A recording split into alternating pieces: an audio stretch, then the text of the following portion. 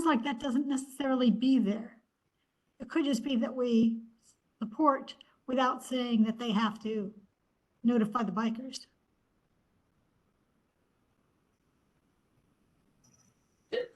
I guess that's the question, Betty, is if you have the runners, are the bikers just held behind the runners? I'm sorry, the Or runners. the runners? That's I'll let Casey answer. Sorry, from my side, you guys were talking over a little bit. I'm not entirely sure what the question was. When the runners access the bikeway at Chambers to run north, is the bike lane fully closed? And if so, for how long? So we expect the impact to be minimal to the bike lane. It's between 8 a.m. and 8:30 roughly, so just that half hour. It's not typically a full closure. If a bike comes and there's like a break in the runners, we'll let the bike go through. We have staff there with handheld signs that say like slow event in progress and things like that, but it's never been a firm closure for the bike lane.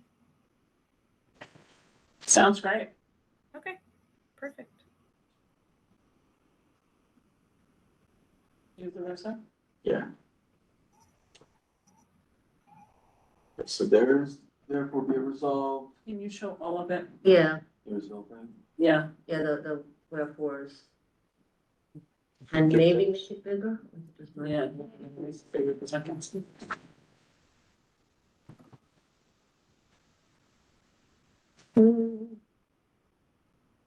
Still there. And better, bigger. Their definition is very different from my definition of full screen.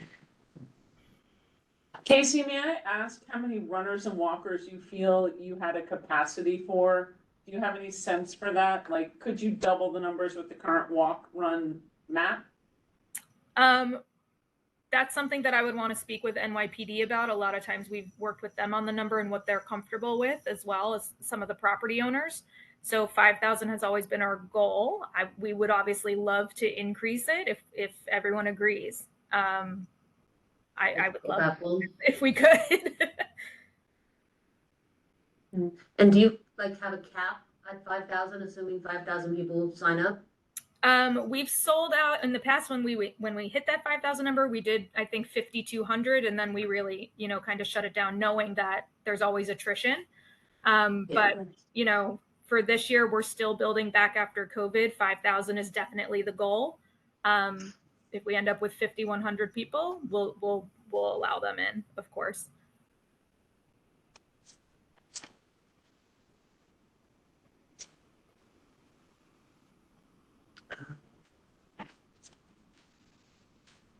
Okay, scroll.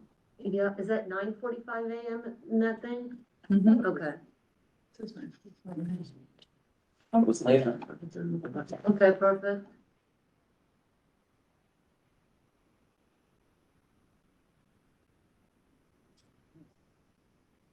Okay.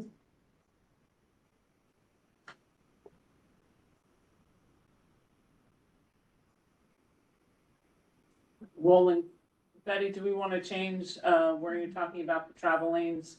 So it'll be close to southbound traffic, be rolling closures in line with the course, because it may not be 8 to 9:15 if people are slow. It could be, later.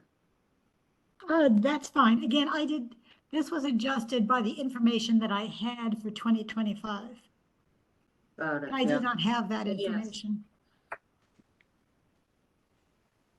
Yeah, so it'd be rolling closure, so that's all, simple change to southbound. Yeah, if you'd like Jess and Zach to just make that change, they can write. Sorry, can I just clarify? Are you speaking about the Greenwich Street rolling closures or Battery Place, the southbound lane of Battery Place? Both of them. Both of them? Okay. So the southbound lane of Battery Place is not rolling closures. From my understanding, the rolling closures are on Greenwich Street with the side streets. The southbound lane is closed for runners, but around 9:15 is when NYPD will, push anybody remaining, which would be the walkers, onto the sidewalk. Or maybe it doesn't change.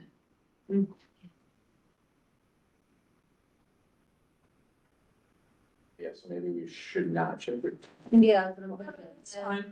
Okay. Just know that the times are not gonna be, They're not gonna be perfect. That's good, but it's giving a range so people reading it would know. Right.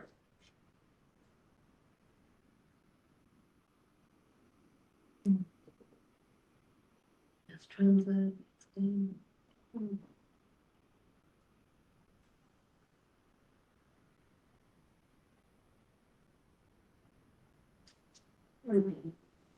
go down a little bit, that. Oh, too far.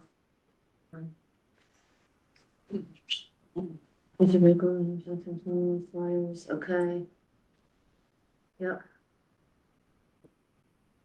Casey, do you have an outreach plan by social media for people who don't look at things that are posted in the neighborhood that you can tag CB1 and the Battery Park City Authority on and Brookfield?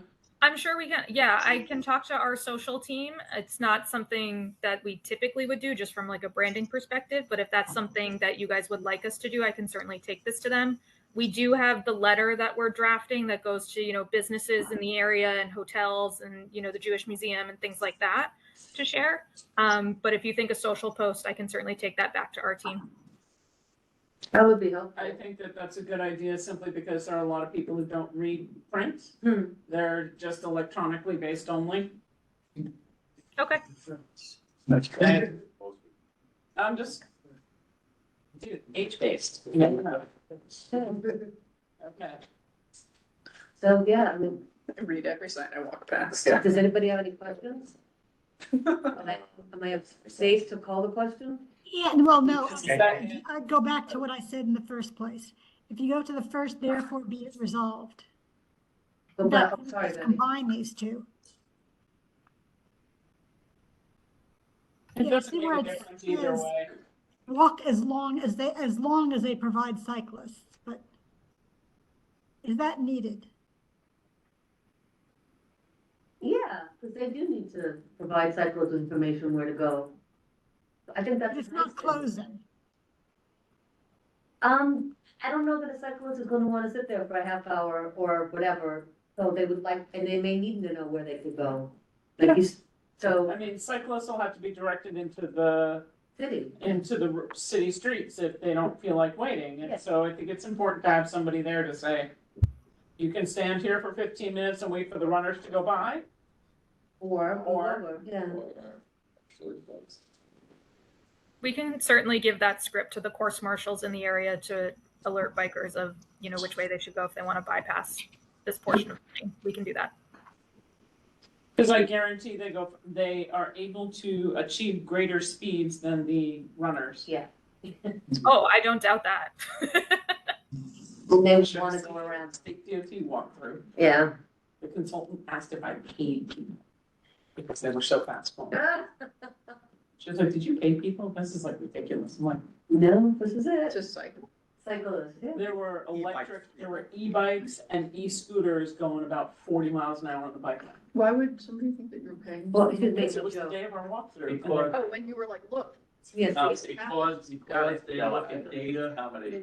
they're looking, I'll tell you the reason why, because they look at data on paper and studies.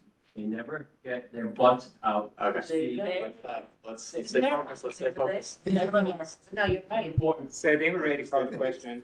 No, Yeah. I criticize DOT, but Is it called and seconded? Call the question. Second, yeah. Thank you. Kinda did it, yeah. That's good. Yay. I gotta do my affirmation, so, any no's? Abstentions? Refusals? Cool, done. Thanks, Casey. Thank you all very much. Take care. Bye now. Bye. And now, we're going to hear from other cases. From the DOT, are we hearing from both? He's going first, yeah. Time Connections, update. Maybe just wait a second.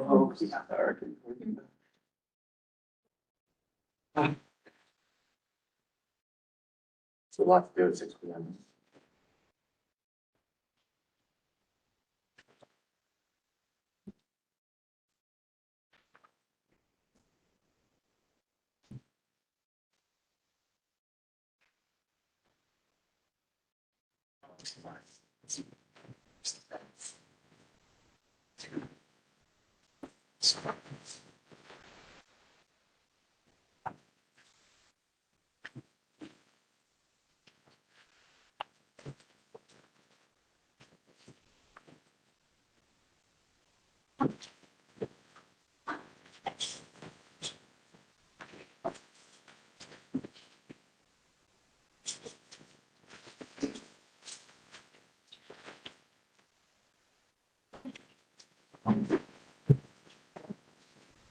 So perfect. Here you go.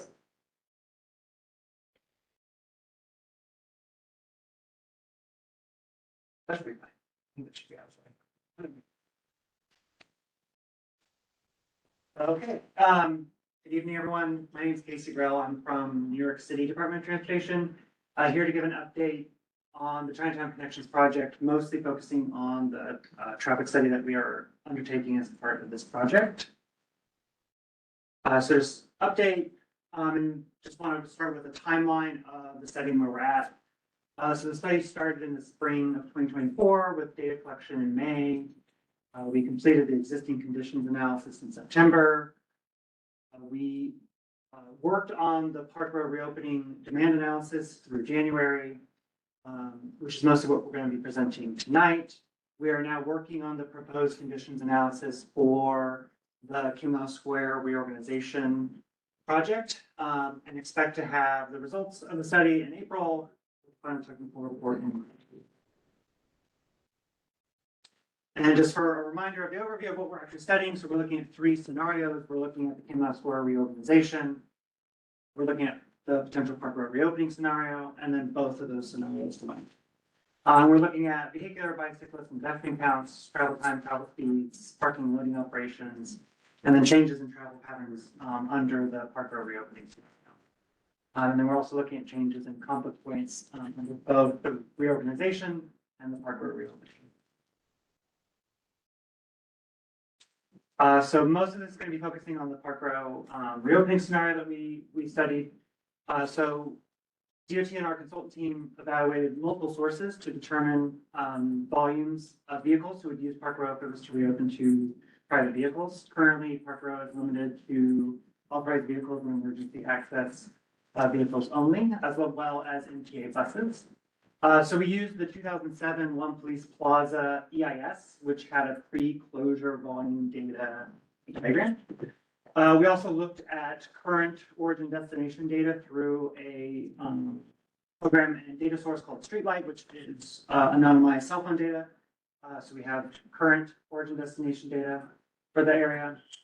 We also used what's called the Lower Manhattan Network Model, which is a traffic model at kind of 1,000 feet level of the entirety of Lower Manhattan from Houston South. I think Houston is the upper limit.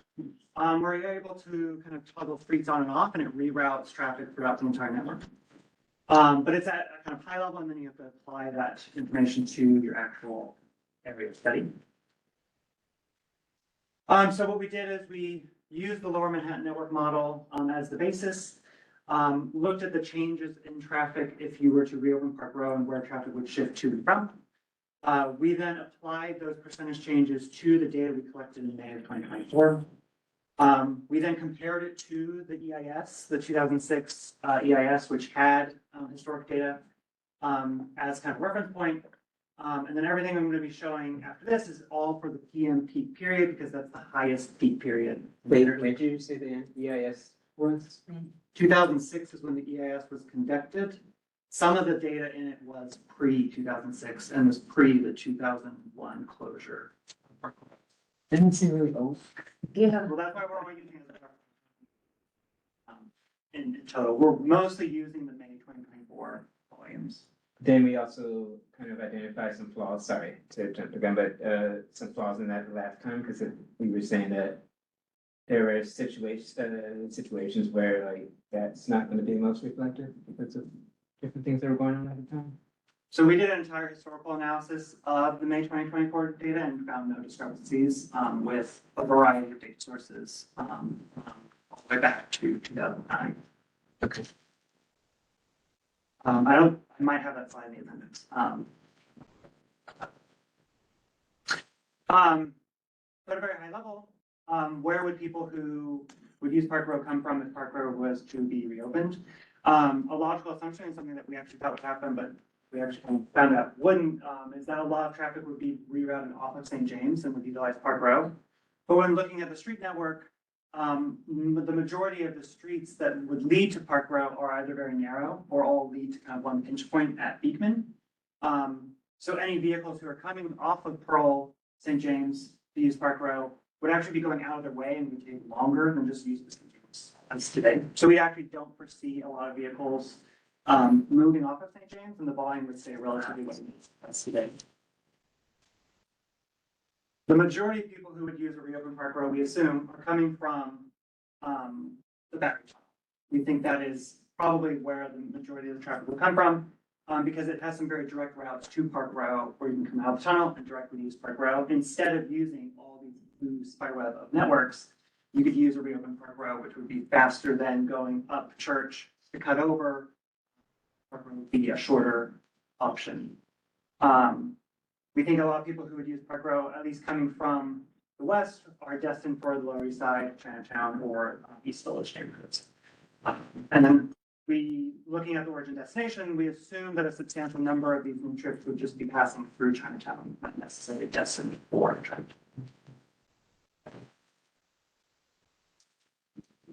So this is a historical comparison. So this is comparing the pre-closure EIS data to the data we collected in May of 2024. And this is just for reference only. So pre-closure in the Kim-Lau Square intersection, there were approximately 1,900 vehicles in the peak hour. In 2024, we counted just over 1,300 vehicles in the Kim-Lau Square intersection. From pre-closure to 2024, volumes decreased on Bowery. And northbound St. James and East Broadway are relatively the same in the pre-closure, post-closure data. Westbound Worth Street and southbound St. James are much higher post-closure. Now comparing to our projected reopening, pre-closure, there were 1,900 vehicles in Kim-Lau Square. In May 2024, there were 1,300, a little over 1,300. We project in a reopen scenario approaching 2,000 vehicles in the square. So kind of back up to that pre-closure volume and somewhat exceeding it. This is a 45% increase in the total traffic in the square. We would see an increase of volume on East Broadway and Bowery heading away from Kim-Lau Square if Park Row was to be reopened. We would see minimal changes to the volumes on St. James and Worth Streets. And just for reference, the volume on Park Row would be very similar to 34th Street near Penn Station.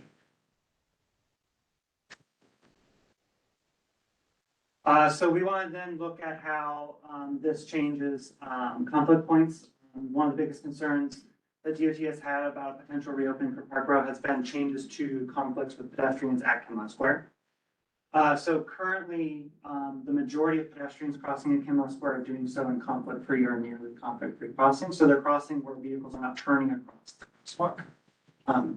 So how can you predict? You said you had data in the previous slide, you said 30 people or 30 vehicles would be using Park Row, but it was never open. So how can you foresee what that number is in the previous slide? So this is Yeah, what where you have 30 using Park Row, but it was never open as a test. That's the count. that's the literal count Of- counted. Of, It's buses, PD vehicles, emergency vehicles. That's what we counted in 2024 was 30 vehicles. But the only vehicles that are allowed are Authorized access, Okay. authorized vehicles, emergency access. And your projected of vehicles, that would include, Yes. I'm looking at the numbers, I can't read the red. But, the projected pre-closure May and projected, that would be open to, regular Fully open. traffic, yes, Fully open to all vehicles. yeah, So we only studied a full reopening, no restrictions. got it. okay, so then with your projected reopening volumes, I see, let's say in the northbound, 440. And then where did they come, what's the source of these new vehicles that are projected to use it? You go back, this one, That. Okay. this. So all these, so using the network model, we assume people coming out of the tunnel today are going through this portion of Manhattan, Lower Side, that are not using Chatham Square. They're not going through it today. We think this is new vehicles who are coming through the study area who aren't doing so today. In lieu of using the blue arrows. Correct. So then that shows the utility of opening Park Row, so that Yes. it would be more direct than going through all those blue Yeah, paths. taking Okay, all those side streets and make a Okay. faster ride. So that you anticipate that in this network overall, you'd see an increase in vehicles overall, not just spreading it around. Yeah, I mean, the Manhattan network is like full. The moment you free up capacity, there's someone there who's gonna fill it up again. So even if you reroute vehicles through these blue networks, there's probably gonna be someone else who's gonna fill it up. So, Except you're not counting congestion pricing and the impact it's had on. and that is at the end, so. Alright, because it's been a less traffic, as much as I hate congestion. Traffic has been really nice. but then that's in itself, I mean, I don't know if I agree with it. I don't, I need confirmation on that assumption, because the limitations are also the bridge crossings and the tunnel crossings, so is that speculation that it'll fill in by just new vehicles appearing out of nowhere, or would that be the existing population that already use Lower Manhattan, and that they would use a more direct route to get to the east side versus going through the blue routes that actually requires greater time and greater distance? I think doing a whole Lower Manhattan study would be very complicated. We think there's generally an assumption that freeing up some capacity does create new trips. Some people are not doing trips because it's crowded. People Some make people- choices, And they just don't go. or they just don't go. So will it be a 1-for-1?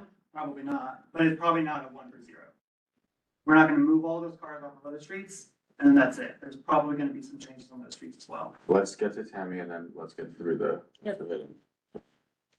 Two questions for what you've presented so far. The one big thing that I don't see representative in this is you're looking at traffic coming out, there's nothing about Brooklyn Bridge, which is a major source of traffic, because you can get to Civic Center, can't get to Park Road necessarily, but you get down to Pearl Street, and that's not, on your design at all in this map. So what kind of load are you looking at, and why wasn't it considered within this traffic study?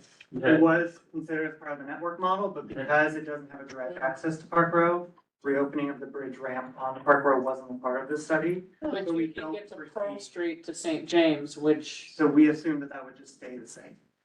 so So any, it's still included in this. We don't Yeah. foresee it changing with it. So they would just keep going to St. Joe. They would do their same trip as they do today. I and would disagree. then my second question was, what distinctions do you have between commercial and non-commercial traffic within the study? The projected volumes don't necessarily differentiate between trucks and cars. It's just a total volume. So there's not a way to predict how many of these projected new vehicles would be private vehicles versus commercial traffic. We could apply some estimates based on the general assumptions in the square today, but that is not something we can predict. Thank you.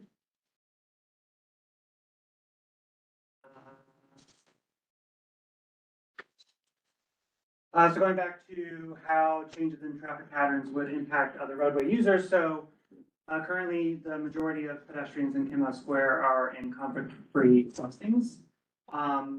Change in traffic patterns on Park Row would introduce conflicts at 2 crosswalks, which are circled in red. Today, when if Park Row is to be reopened, 35% of pedestrians would cross in conflict-free crossings.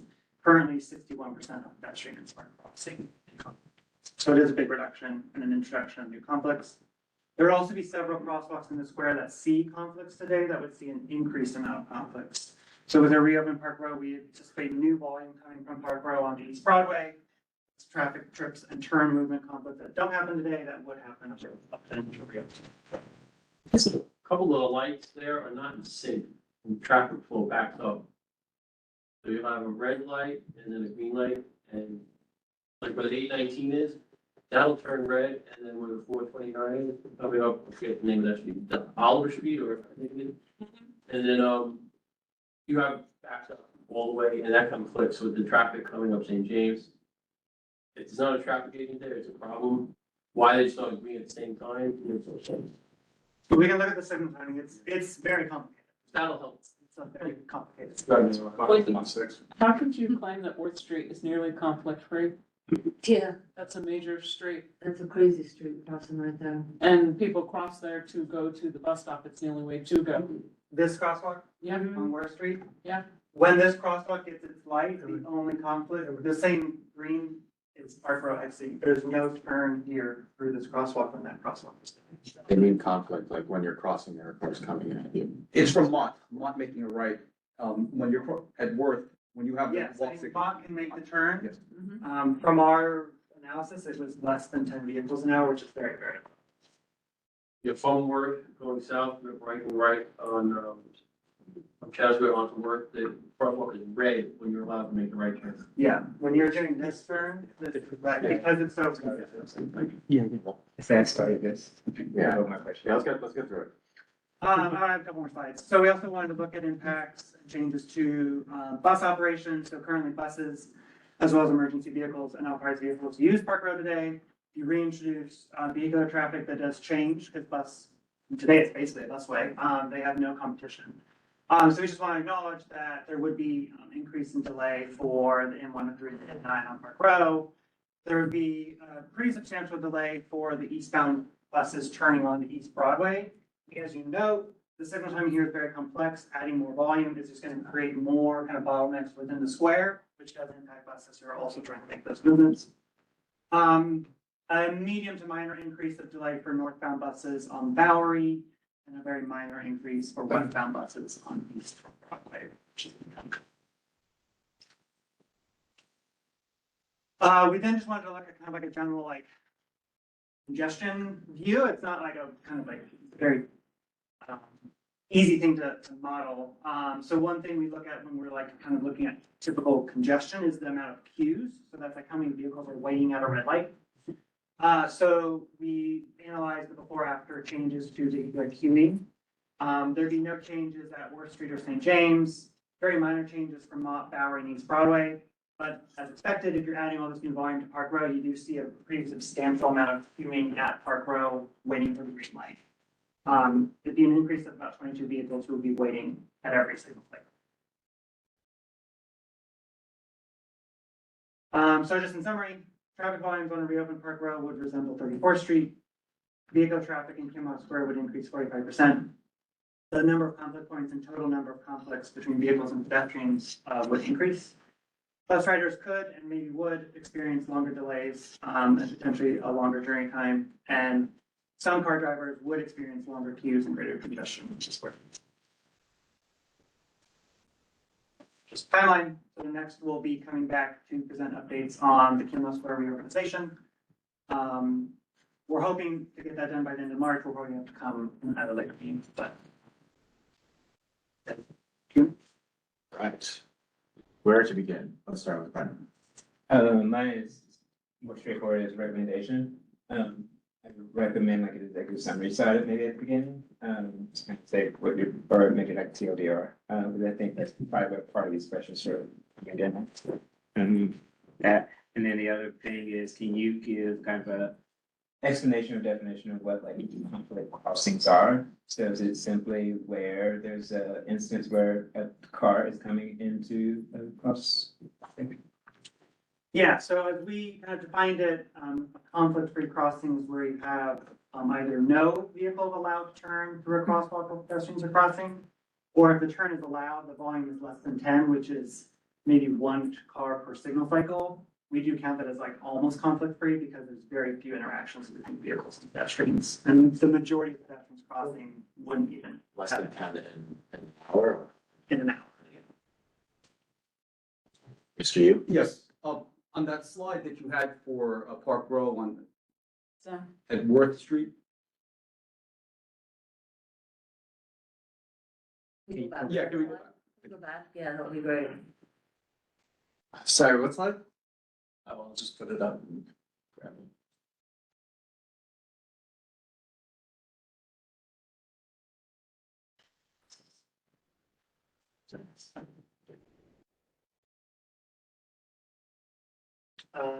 Park Row and Worth, do you want the volume number? Yeah, they're right here, right here.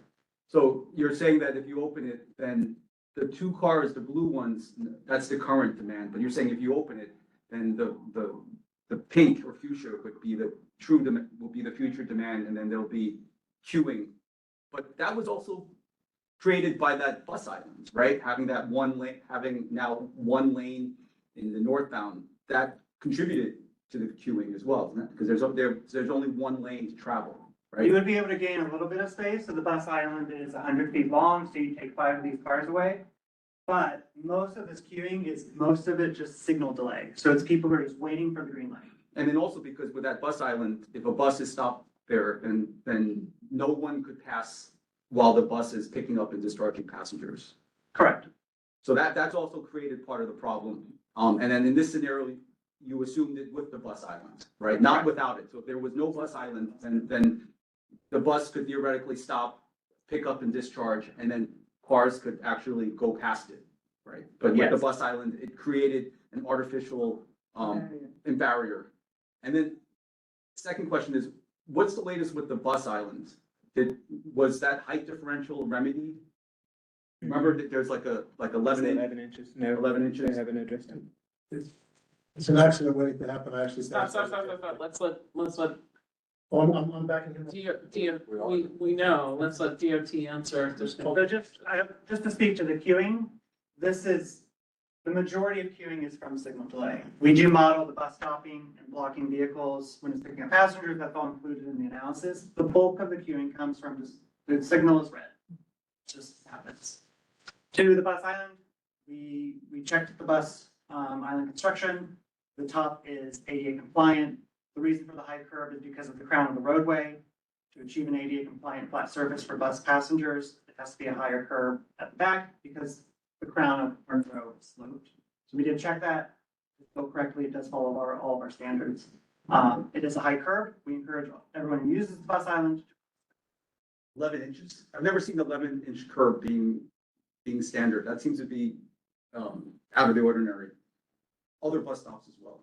So are the other bus stops violating ADA because they're like 4 or 5 inches to curb? I was saying it's The ADA is that the surface of the sidewalk has to be a certain grade for wheelchair access. But what about the differential, the height differential between the street surface, the road surface, and then the sidewalk? 11 inches. Doesn't that violate something with such a great height? No, because the crossing where the pedestrian access route is ADA compliant. How do the people who have issues stepping up get onto the bus? the crosswalk. Oh, and it works there? Yeah, so you're saying it's. There's a pedestrian ramp out the crosswalk that meets all. You're saying it's sloped and the only way to make it flat is to make it higher. Yeah. It's like the road is. The roads, all roads are crowned for. And then, yeah. And so it's high over here where. Eric, anything else? You can come back to you. Thank you for answering. So are there plans to correct that difference, or are you gonna leave it as it is, the 11-inch differential between the road surface and the height of the curb? The bus island has to be built the way it is to meet ADA, so we're not gonna change it to not allow for ADA. The ADA, I mean, I guess the question is, it's the ADA community and the older people who have been complaining. And I understand that, and we still encourage everyone to use crosswalks to cross. Okay, the crosswalk is not where the bus stops, because I actually just made a point to check it out the other day. The crosswalk where the ramp is not where the bus stops. There's somebody that's, and some of the community leaders that came to a full board meeting emotionally really pleaded about this. And so I made it a point when I'm shopping over there to check it out. The bus stops before where the crosswalk, so if you're kind of running to catch the bus or you have a package or something, it's not like what you're saying, not directly you personally, but the way it is, the way it looks on paper. It's another accident waiting to happen, and the island created another problem that wasn't there before. And most of the other, there are so many places where it's not 11 inches, so there gotta be at least hundreds, a 1,000 streets in New York where it's not ADA compliant, but it's easier for people with disabilities. There has to be some type of solution, because the way it is now with the also somebody rushing for the bus and then the bike lane with the island, it's an accident, a serious accident waiting to happen. So separate from how it looks on paper, could you please try to reevaluate it as opposed to, well, it meets ADA requirements? We can continue to look at it. It's built for standards, so we can. Basically, I'm wasting my time, okay. You play. Hands and, Mark, you wanna go? There's a few things. You took note of the intersection I told you about, St. James, Oliver Bowery, timing, light timing. Okay, so once, whenever it's implemented, you will do a comprehensive look at timing of all the intersections of all lights, red, green, yellow, done. So we will, so let me kind of outline. So what we're doing now, we've analyzed what's there today. We're gonna look at, both improvements that can be made to the existing conditions today. We'll say this intersection will be studied to the nines by our internal signal timing team. Because it constantly gets complaints about the signal timing. Yeah. But we will, as part also of the larger Kinlow Square Transitown Connections project, also look at additional improvements as part of the reorganization that's been proposed as part of the reconstruction. So it's still being studied in kind of two tracks.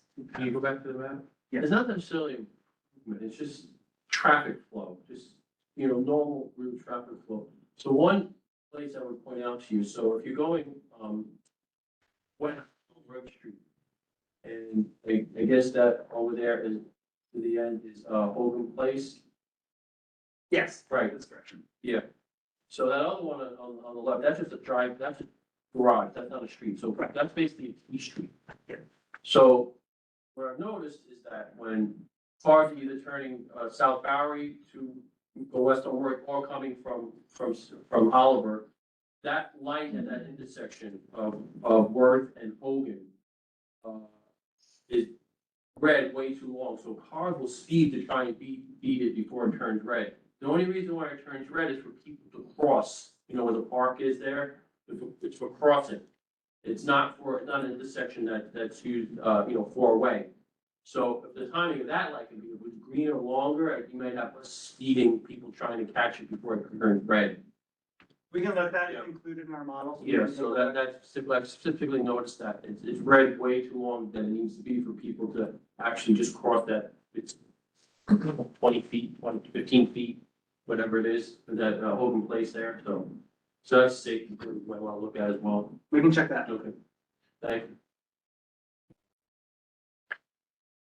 When you're showing us this data, it doesn't give me a time of day, it doesn't give me a weekday, it doesn't give me, I understand it may be collated averages, but there was a call and a promise actually at a town hall meeting by specifically Mayor Adams on mic, recorded, that he'd consider, even opening Park Row nights and weekends.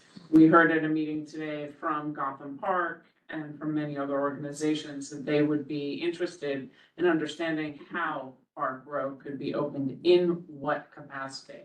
And the concerns that I'm having is what we're seeing here is a generality, but there isn't any specifics for the public to understand day, evening, weekend usage. Thank you. So this is one of the conversations that are really important for the community to understand and have. What we're talking about, if there was a possibility for nights or weekends, could also help getting more people in and out of Chinatown. Yeah, so I think we studied the PM peak. So shown here is the 4 peak period of hours. So we have AM, essentially 8 to 9. Midday, which is 12 to 1, plus minus 15. PM, which is what we studied, 4:30 to 5:30. And then we have Saturday, which is about 5 to 6. We studied the worst case from a behavior standpoint, which is PM. The weekend is basically exactly the same. So we would see essentially the very similar patterns as part of the weekend.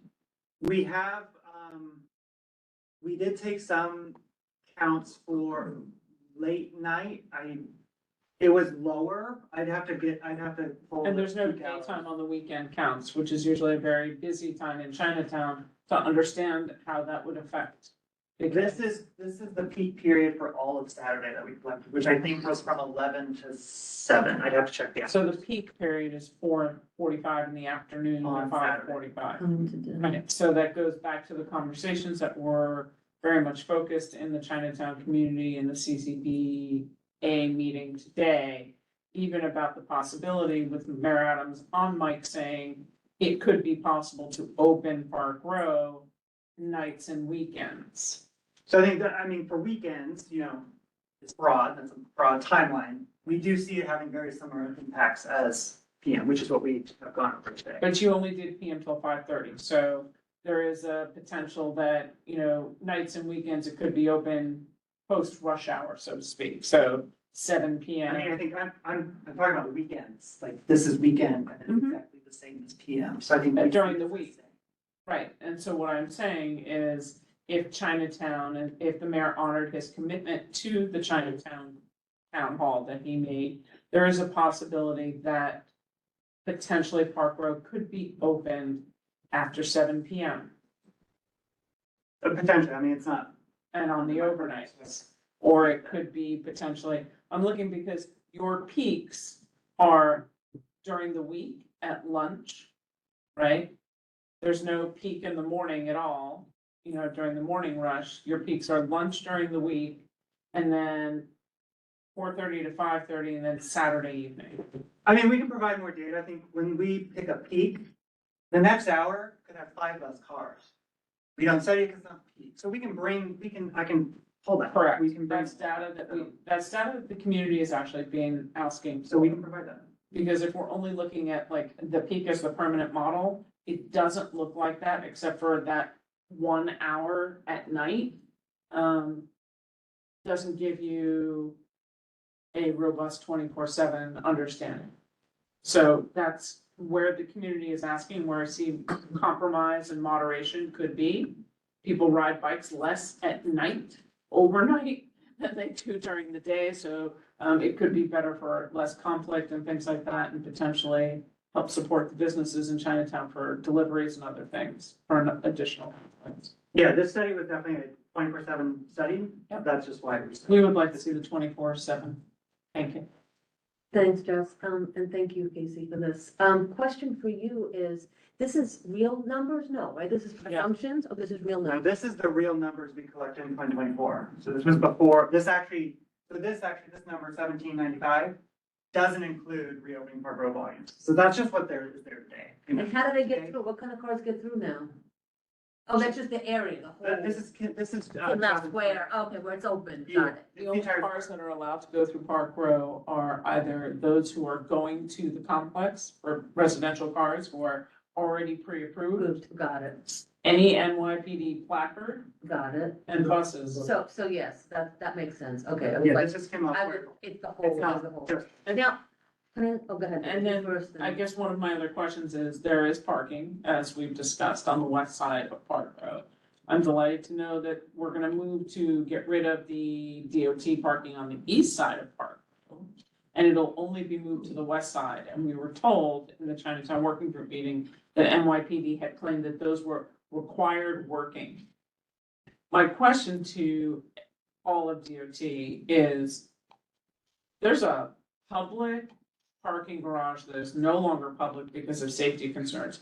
Why can't all those cars that are on Park Row go away, period, and be parked in any of the NYPD spots that they already have, like their parking garage, since it's not coming back to public usage, and then really take a look at Park Row and defining much better pedestrian, much better, maybe at that point we can get a two-way bike lane. Maybe at that way we could have far better transit, so you can actually accommodate cars, bikes, and pedestrians in a more robust manner than fighting over a little space and saying, oh, but that protected parking has to stay there, because in reality, it doesn't. Correct.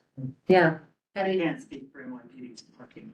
but you But could bring they're it up, and they're it'll be part of The your, frustration is they're included in the counts. yeah, They're included in the counts that prevent the dialogue about potential openings or not, because they're the only ones who, other than the residents, who are allowed to drive there. I mean, I can't speak to their parking. Right, and you're talking about the difference of shaving off, if you were in an Uber, let's say, to get to Chinatown from the west side, or you're in a taxi, you're talking about an 18-minute car trip to a 23-minute car trip as it currently stands in today's weather, versus a 10-minute ride. Because it's pouring and you're not walking, or you need an accessoride, or whatever the case may be. And so it frustrates me that the only people who get to go there, who are not those that actually live there, are the placards. yeah, and that's, And that was part of a concern, but my other concern is, as all this talks about the volume of this. Maybe it's me that's hearing this, but I'm hearing that the excessive volume is a bad thing. What I find that shocking, because the people in Chinatown and Little Italy want customers. They want flow. They want people to be going there. So the more volume you're showing here, the happier I get to show that people are going through. It's volume of cars, not volume of people shopping. People are, but trust me, that people are going there. A lot of the Have you ever people. tried to park in Chinatown? I did it. Yes, I And park park on Sunday. lots. Yeah, you It's can. not a People problem. leave the car to shop. People, where they find yeah. everything. If you're a family of Nice five, in the car, that you're going to some destination. if you're, Yeah. if you're a family of That's five the reality of it. and you're parking by yourself, Folks don't get it. Yeah, I think yeah. that comes to like a value add as a person and like a value decision as a person. From a DOT perspective, we are concerned about safety, so the biggest impact is the But pedestrian conflict. what That is you're, something we are very deeply no, concerned I about. hear you. The consequence of what your concerns are is that Chinatown and the areas there, they are dying because the people that would come to go to these places, to go eat, to go shop, to go do whatever, to visit their families, if they've got family down there, they're not gonna take the subway. They're afraid. And whether that's right or wrong, I'm not making a comment. They're afraid. They're not going. There are people who are not going and they're being blocked and they really want, and Chinatown is saying that. Little Italy is saying that, open Park Road to vehicles, let people come here. There are parking garages and people would be paying happily for the parking garage if they can't park on the street. And I think that is something that needs to be heard by DOT. It's not individual people who have individual ideas or individual things. It is a collective of people that are wanting to come and revitalize Chinatown and No, I Little think Italy. those comments are definitely heard. I think we also are looking at a bit of a bigger picture. And I think this isn't necessarily saying that the volume is bad. It's saying this is what the volume is, and this is what the volume will do. It then becomes a decision of what does that value have for me as an individual? Which some would view, volume is great, love it. Some would view that as bad. We are just outlining, this is what it is. I think one of your slides mentioned that one of your assumptions was that most of this traffic is going through Chinatown, that it's not actually staying there. That, some doesn't mean it's So where right. does that assumption come So from? currently, I don't know about the slide, from the past presentation, currently today, 50% of the traffic going through Kinlow Square is not destined for Chinatown. We would apply that to the new volume on Park Road. It's an assumption. We have to start from somewhere. We could make it up and say it's 100% would go to Chinatown, but we are using a data point that we have. It's up to you to decide if that's true. so there's no way, there's no study or modeling that DOT can do to assess destination at a traffic light or, Only using today's situation, And you- which is what the 50% is based off. That's today. 50% of people going through Kinlow Square today are not destined for Chinatown. And you said that. from your, cell phone from your data. desk. Okay, so you have actual data. How does cell phone data prove that? It tells you where. Takes our GPS data and then it's anonymized through a private company and we have access to it. And data points. Cody?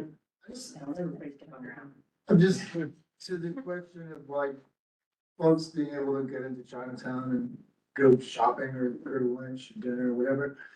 You're telling me that like, because of this little street, that's inhibiting the revitalization of Chinatown?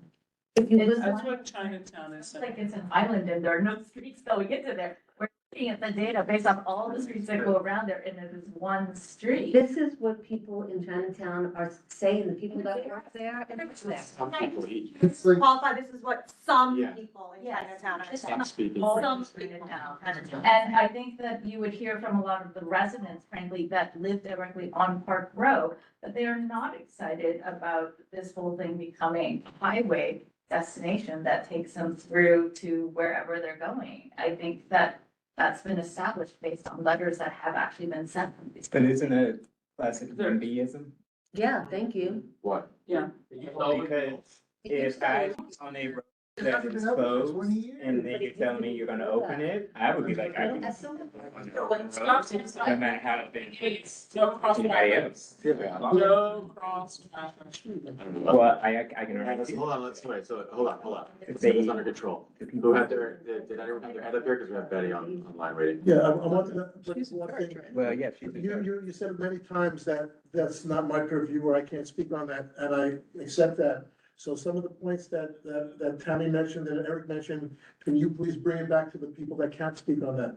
And who, Instead of just like, and nothing personal, but instead of, some of the things I feel are just being shrugged off. So, and I know that you can't speak to some of those things, and I take your word at that, but can you please at least, accommodate us to bring it back to the people that can't speak to it? No, I think the parking thing has been brought up, it's been raised with City Hall, it's. I think the DOT would love to be able to tell the NYPD to get their cars off the road. I don't, that's not, that's like a. I can only try. I can only try. I'll protest with you outside one PP with the. Yeah, DOT does all the off-price parking, and then watch it. So.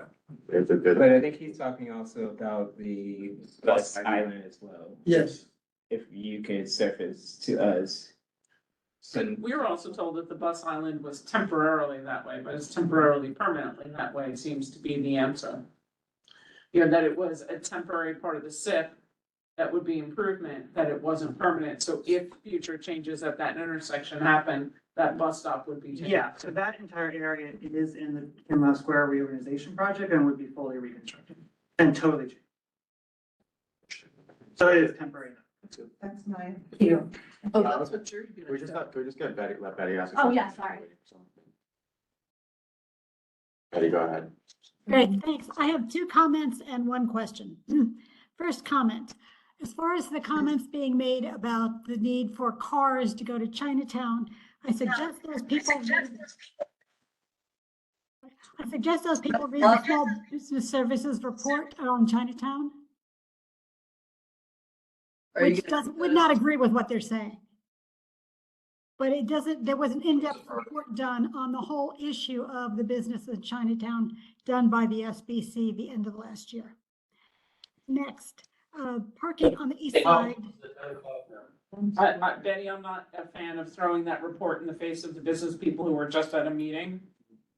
With the bid and others asking for some kind of moderation. Yeah, I mean, Wellington, there was a large group of representatives there asking for modification, so I'm not a big fan of throwing stuff in the face of people who are telling us, and they represent the business owners there. It yeah. was actually the bid, if it's the same document I'm remembering, it's the Chinatown bid that actually was a co-author of the report with us. They were, That's true. I can only tell you what they They're said saying today. now, yeah, exactly. Betty, is there a spoiler that you want to drop on that one?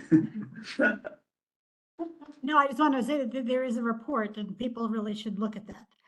The other is that parking on the east side of Park Row, I heard from Rosa very recently, a comment about, wow, all those cars are gone. So people Yes. want to look at that again, that in fact, it looks like there was follow through by the NYPD that the removal may have taken place. They moved to the west side, Betty. Well, they always said they were going, they always said they were going to move them from the east side, but Let's There's get rid of no, them. there's no sidewalk Yeah. on the west side, and literally the day after we had that meeting, the Mhm. smaller working group meeting, when I was on Park Row, there were no NYPD vehicles there. And it has been consistent literally every single time I have been on Park Row. So they have actually kept their promise about keeping that clear of vehicles, unless it is an occupied police vehicle with their lights on. So there's somebody there, and that's it. There are 0 vehicles there, and I mean, honestly, I was sort of surprised. But they have done it, and it has been consistent. Imagine how beautiful it would be if they weren't on the west side either. And then we could have like a bigger bike lane and more pedestrian, just saying. Before that. Well, and then- I'm- can I just get to my question? We did. Sidewalk. Yep. Hey, sorry, hold on, Let us imagine I didn't make it to the. hold on, let Betty finish, please, y'all. Yeah, and my one question was, Do we have any kind of estimate how long, if cars were going to Park Row, what is the security check time that would be taken for each of those vehicles? Good question. Our study was done under the assumption that it would be fully open with no restriction. I think in our brief conversations with counterterrorism, I think there's kind of like levels, and I think it's not fully clear exactly how long, like, there's a spectrum. I think the longest one is that every single car would be searched. And I think that they estimate to take like minutes, but I think it's not my area of expertise, so I can't speak to like the exact minute delay, but our study was done under the assumption that it would be just fully open, but. Yeah. Rosa? Thank you. On that exact topic, oh, sorry, I don't know if I was finished. I think that's it, Betty, right? Yes, thank you. On that exact topic, at the small working group, wasn't the entire presentation about counterterrorism's sort of sharing of the information, that the reason why they were saying that they would suggest not to open Park Row is, or their position is not to open Park Row because of the potential for explosive action in that, and that it was literally out of 20 checkpoints of concern, it was a 20 out of 20 because of the nexus of targets that were in that area. And specifically that intersection of, There was a conversation today that I can update you on about, by the so, way, I wasn't invited to that conversation, so I'm curious as to why that was. Elizabeth was there. I know, but nobody mentioned that to me except for Elizabeth. I'm curious if you have all the stakeholders at a meeting about something relevant. She was there representing She was Gotham. representing her. No, No, she stood up representing Gotham Park, I'm gonna have a conversation with her right now. because she stood up representing Gotham. But either way, the conversation and some of the questions that came out from that meeting after the presentation was seen is that, some of the information that NYPD used to counter terrorism specifically is exactly the same as the last presentation they gave, which was many, many years ago. And so the question was, how come if NYPD has done work to fortify other assets and provide strategic planning for all the major banks in Lower Manhattan and critical targets, why hasn't anything been done around 1PP to either fortify or work on their safety to enable Park Road to be open? Because a lot of the information they presented, people who were at the meetings in 2008 saw the exact same charts. And when they zoomed in and looked at the counterterrorism information, it was from 2008. And it also called into question because they were presenting about MCC being a sensitive target, and MCC is a closed building since 22. So there's a lot of discrepancy that didn't go over necessarily as well as it could have. No one is going to say that New York City is not a target. I mean, we are a target. We all understand that. Lower Manhattan is a target. We have several sensitive sites all over the city, but it's just as dangerous to live on the same block as World Trade Center as it is 1PP, and yet the streets are open there. That's because World Trade Center is actually bomb-proof on the lower levels. All of the, like, if you look at One World Trade, for instance, you will notice that there are no windows there, and that is because they have. My building across the street, which had the first 35 floors blown in on 9/11, and was rebuilt with the first 35 floors of windows still, right? Yeah. Is not bomb-proof. So it doesn't, like, and the question is, okay, they rebuilt that. What have they done for 1PP to fortify 1PP to actually look at the other stuff? It's the nexus of all the other federal buildings as well. Which Trump put on the cells. We'll close this. Yeah, so, but the information piece needs. Information, the problem that we have with the information is that the counterterrorism information is exactly the same as 2008, and they didn't have current information because they didn't present and know that the MCC was closed. So, I can do that, I can take it back to City Yeah. Hall, but like, please, please I don't want to, tell me if you can't, but can you just level with us, like, who calls the shots? If the NYPD says something, it's off the table. this was a mayoral decision, that's all I can say. And this, like, the traffic study is one part of it. This was not what made this. No, he stood at a meeting in Chinatown, the mayor, and said the buck stops with me and I'm gonna reopen it. It was all reported. Yeah, I get it. I want to make sure that he's. Okay. Let's get that going. I thought we were gonna be nice to this guy and you. Casey's actually really awesome. He presents a lot of Casey, cool thank data. you. So thank you. It's a lot of numbers. So I'd love to see the. Yeah, I can make that. Yeah, that would be great. Thank you. I'd like to know about that cell phone data. That's wild. It's a non-memory. So, good evening, Gigi Lee from Government and Community Relations team at EDC. I am here to give you and remind you of sort of the bigger picture of the Chinatown Connections project. So quickly today, I'm going to cover where we are in the project. I think an exciting milestone is that we have now onboarded Marvel, who won the RFP to conduct this project, and how they're going to start doing work. Some engagement next steps, our upcoming workshop and overview of timeline.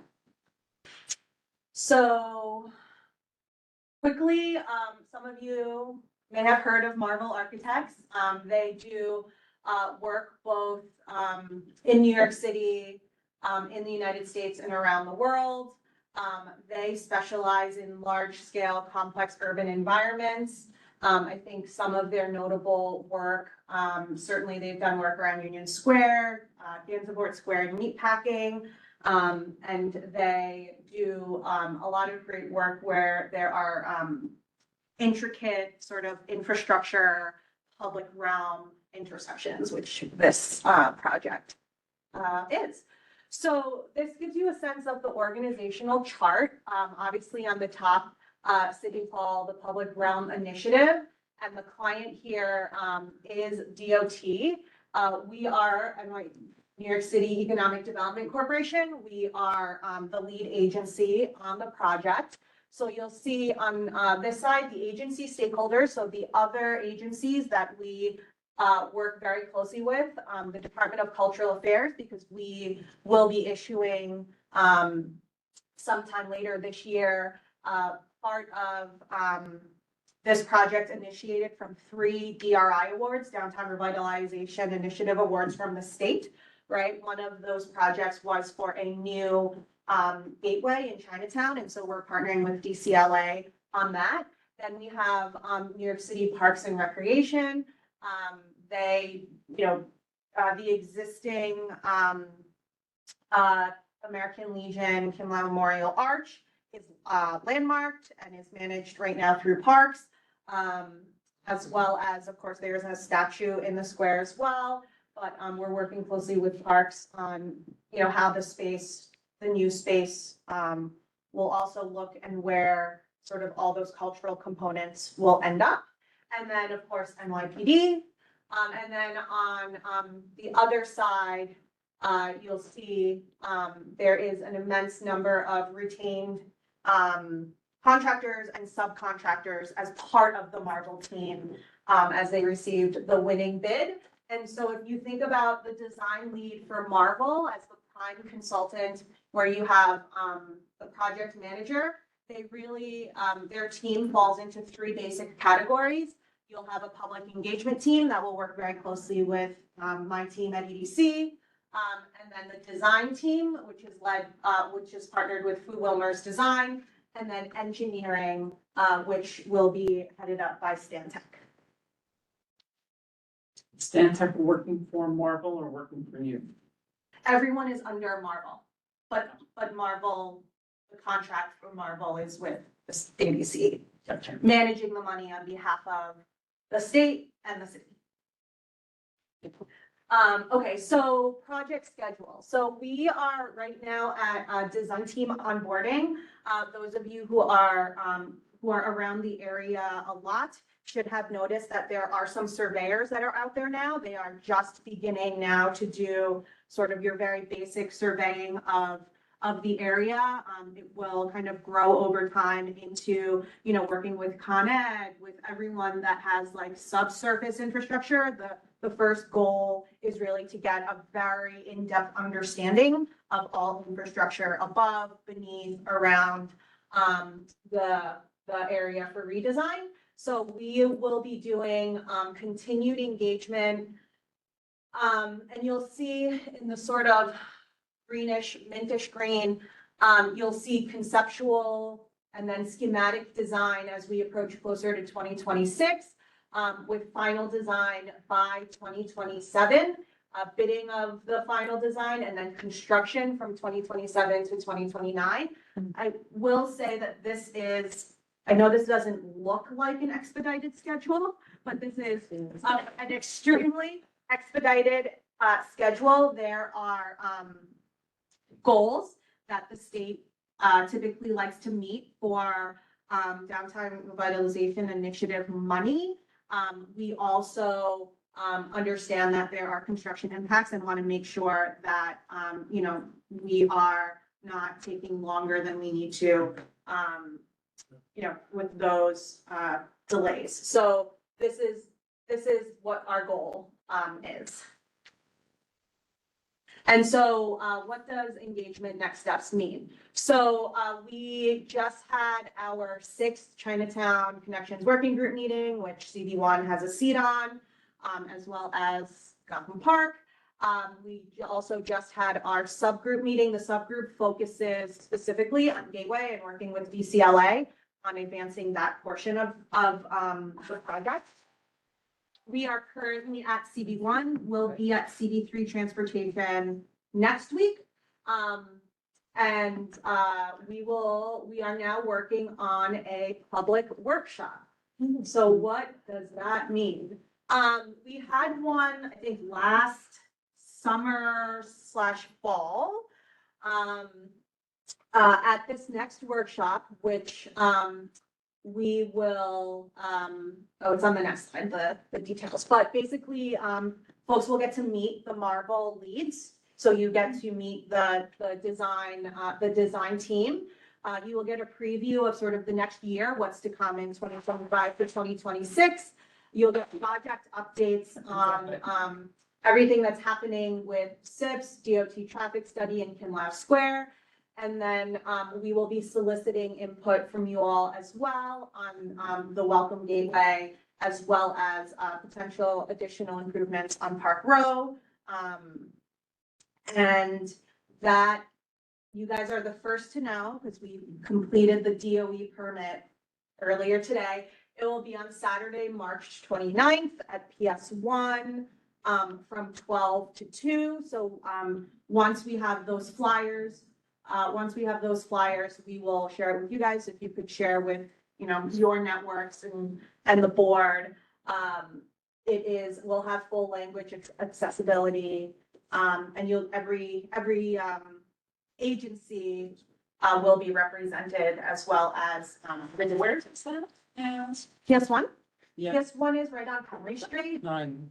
Oh, No, I mean, on the ground floor. that's what I was gonna ask. It's ground floor. Yes, it's ground floor.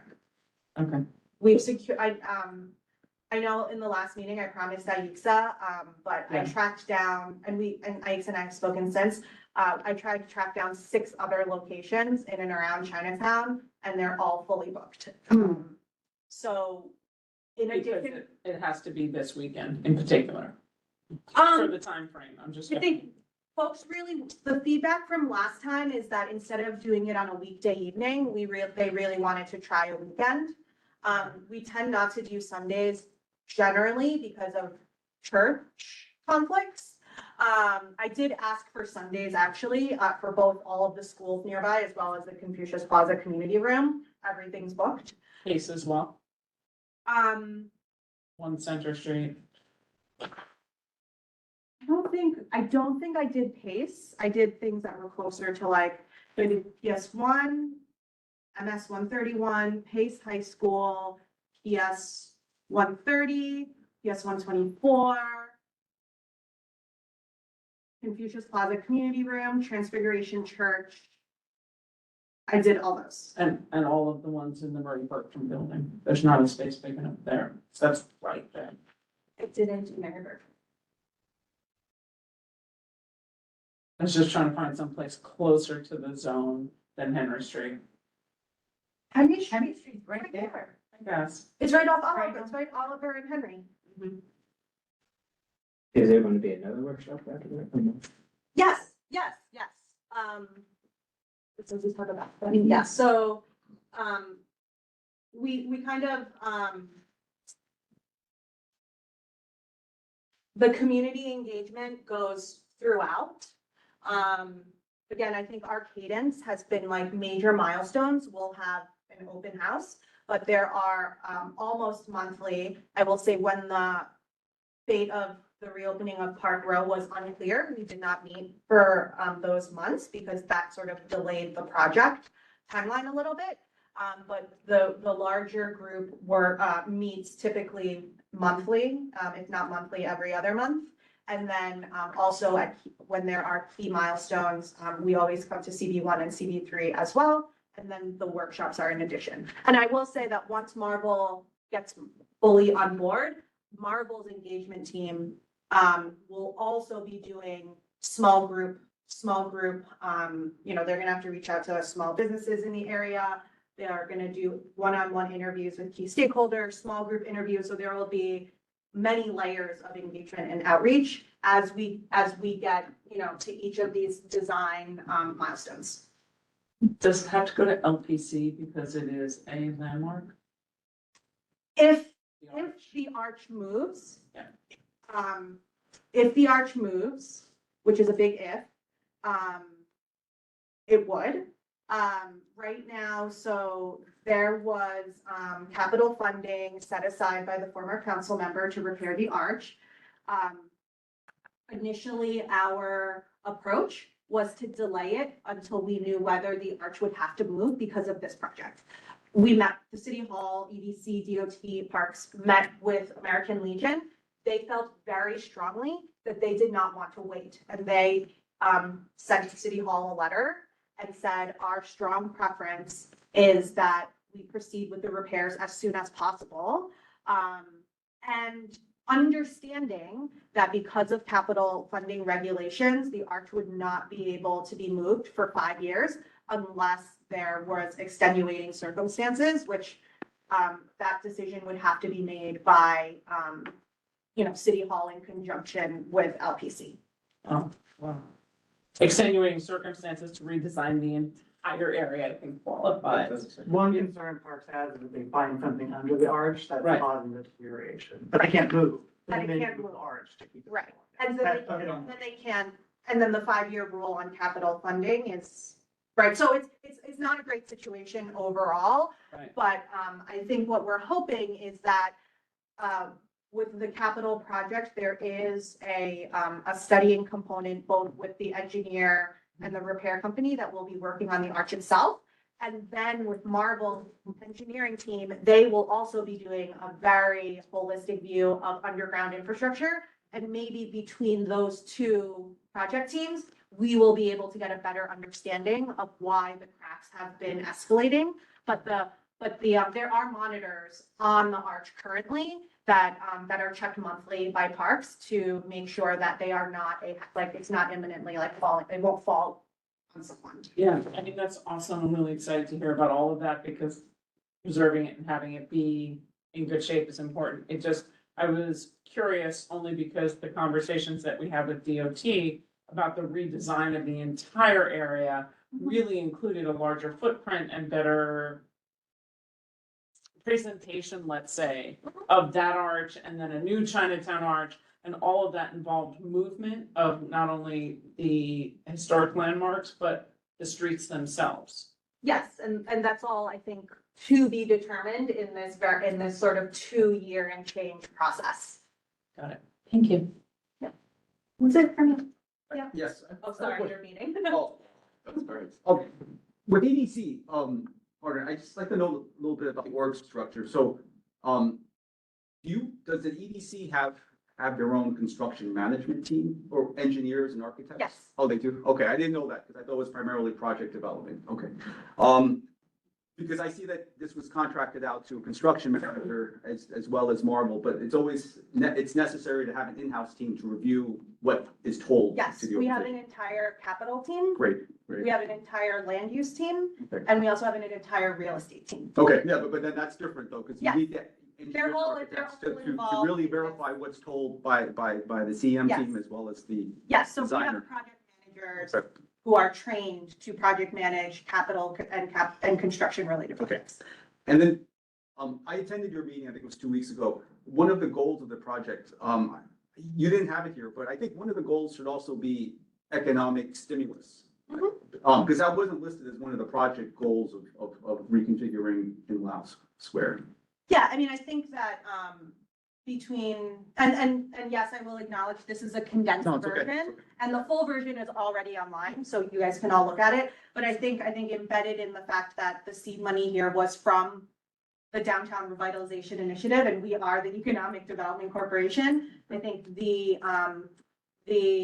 and that this is reporting to City Hall's Public Realm Initiative and really a core goal here, and something that we believe is that there is a tremendous amount of economic potential from pedestrians and the pedestrian foot traffic, particularly that is coming from the Brooklyn Bridge and Financial District, that, you know, it would be easier if there was a clearer, safer, and it's not just pedestrians, but I think it's pedestrians, bicyclists, and for residents alike, to visit and to spend money in Chinatown and Chinatown small businesses. So I think that is, you know, one of the embedded goals in this project. And I made a comment at the meeting, I hope that Marvel, when they do their schedule, and I understand the schedule, the scope of work isn't finalized, so it's not with as much confidence, they really can't, they don't know what the inputs are. But they should really see if they can schedule the utility work ahead of time, so that when the contractor is ready to be mobilized, they don't have to wait for that. Yes, that is Yeah. how it is currently set up. Okay. Because it is a very aggressive schedule, so anything that we think we can front load, we will do that. And I think, you know, there are a lot of other factors, you know, Con Ed, you know, other utilities that have to, that, you know, we require cooperation from. So, but yes, we are working on a very aggressive schedule, and we are constantly looking at where there can be efficiencies and front loading so that there's no waiting. Great, thank you. Where on your website is? So if you go to edc.nyc, just put in Chinatown Connections, and then if you scroll down, all the presentations are downloadable. Can you explain how the DOT study has informed or will inform what you're doing? Yeah, so the DOT study is basically going to be the starting point for Marvel's discussions on transportation design and how that area is used. So they will work very closely with DOT, and then sort of build upon some of those assumptions and data. And I think that was an efficiency point. We did the study early. Typically with a capital project, the consultant does all the traffic study. So we front loaded it to do it faster, so it would be ready for them to kick off concept design, so they can start working with more. Is it under the February 9th? Is that the Mayor Adams article? No, For is it not? traffic Yeah. safety. Let me put it up. Okay, I'll look. If I you was could just- told, You can send us a link that we can share. That is yeah, what I was would told it was posted 2 days afterwards. But I will send it to you, and if not, I will make sure it's posted tomorrow. Okay, perfect, thanks. Did you, I can't remember if you shared when the decisions are gonna be made in terms of whether Park Road is gonna be open, and then like, when's that coming, so that Sure. it likely will impact this house? Sure, so the mayor made a decision to keep Park Road closed to private vehicles. Period. There you go. Anything else? Thank you. Anybody wanna know? Oh. Just maybe get. Just make sure. Yeah, it's Chinatown Connections.nyc. Oh, I'm sorry, yes. Because I'm looking, there's nowhere in EDC at all. Sorry, I should have known that. So I was so brain. Be in the February 19th. But it would also be good if there is, because you have the announcements on your website and it's listed as a project, so having a connection from the EDC website to get you to Oh, yeah, that would be really helpful. we can do that. Thank And you. I'll check that if I'm DOT first. Thank you very much.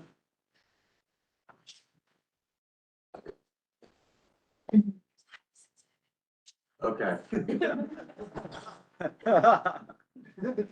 Downloaded that too. Yeah, it's Chinatown Connections.nyc. Yes. It would be Okay. great if all the places that you would potentially look, because people know it's an EDC, DOT. I'll check it on the, I think it is, but I'll check. Great. Thank you guys.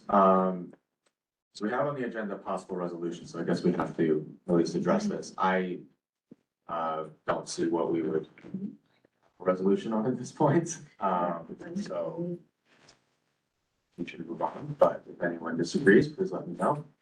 I do, because I think that, I struggle with the fact that we're looking at peak times and decisions about Park Row for a 24/7 closure are made on 4 peak hour times.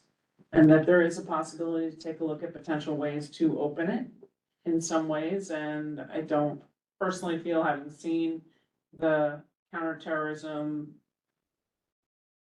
presentation, which I took at face value for being current, only to be informed later that it was using data from 2008. So I do think that there is a conversation that needs to be, I'd like to see, Casey said he's happy to share all the fun details and statistics. I appreciate that. So I think that we should, there's been so much flip-flopping by this administration on Park Row. And it's not a topic that, we should just say, okay, well, then that's fine. I think we should go to the ends of the earth to figure out what's right. So you want a resolution basically asking them to go back to the drawing board on the study, or you want to? You're gonna build 100 Gold Street at the end of Park Row, Mhm. adding a massive amount of needs to one end of Park Row, Mhm. and yet not improve any of the connections around that building. And 100 Gold Street is just outside the study area. Well, what do you mean not improve any of the connections? What do you mean by that? 'Cause- Improve any of the connections.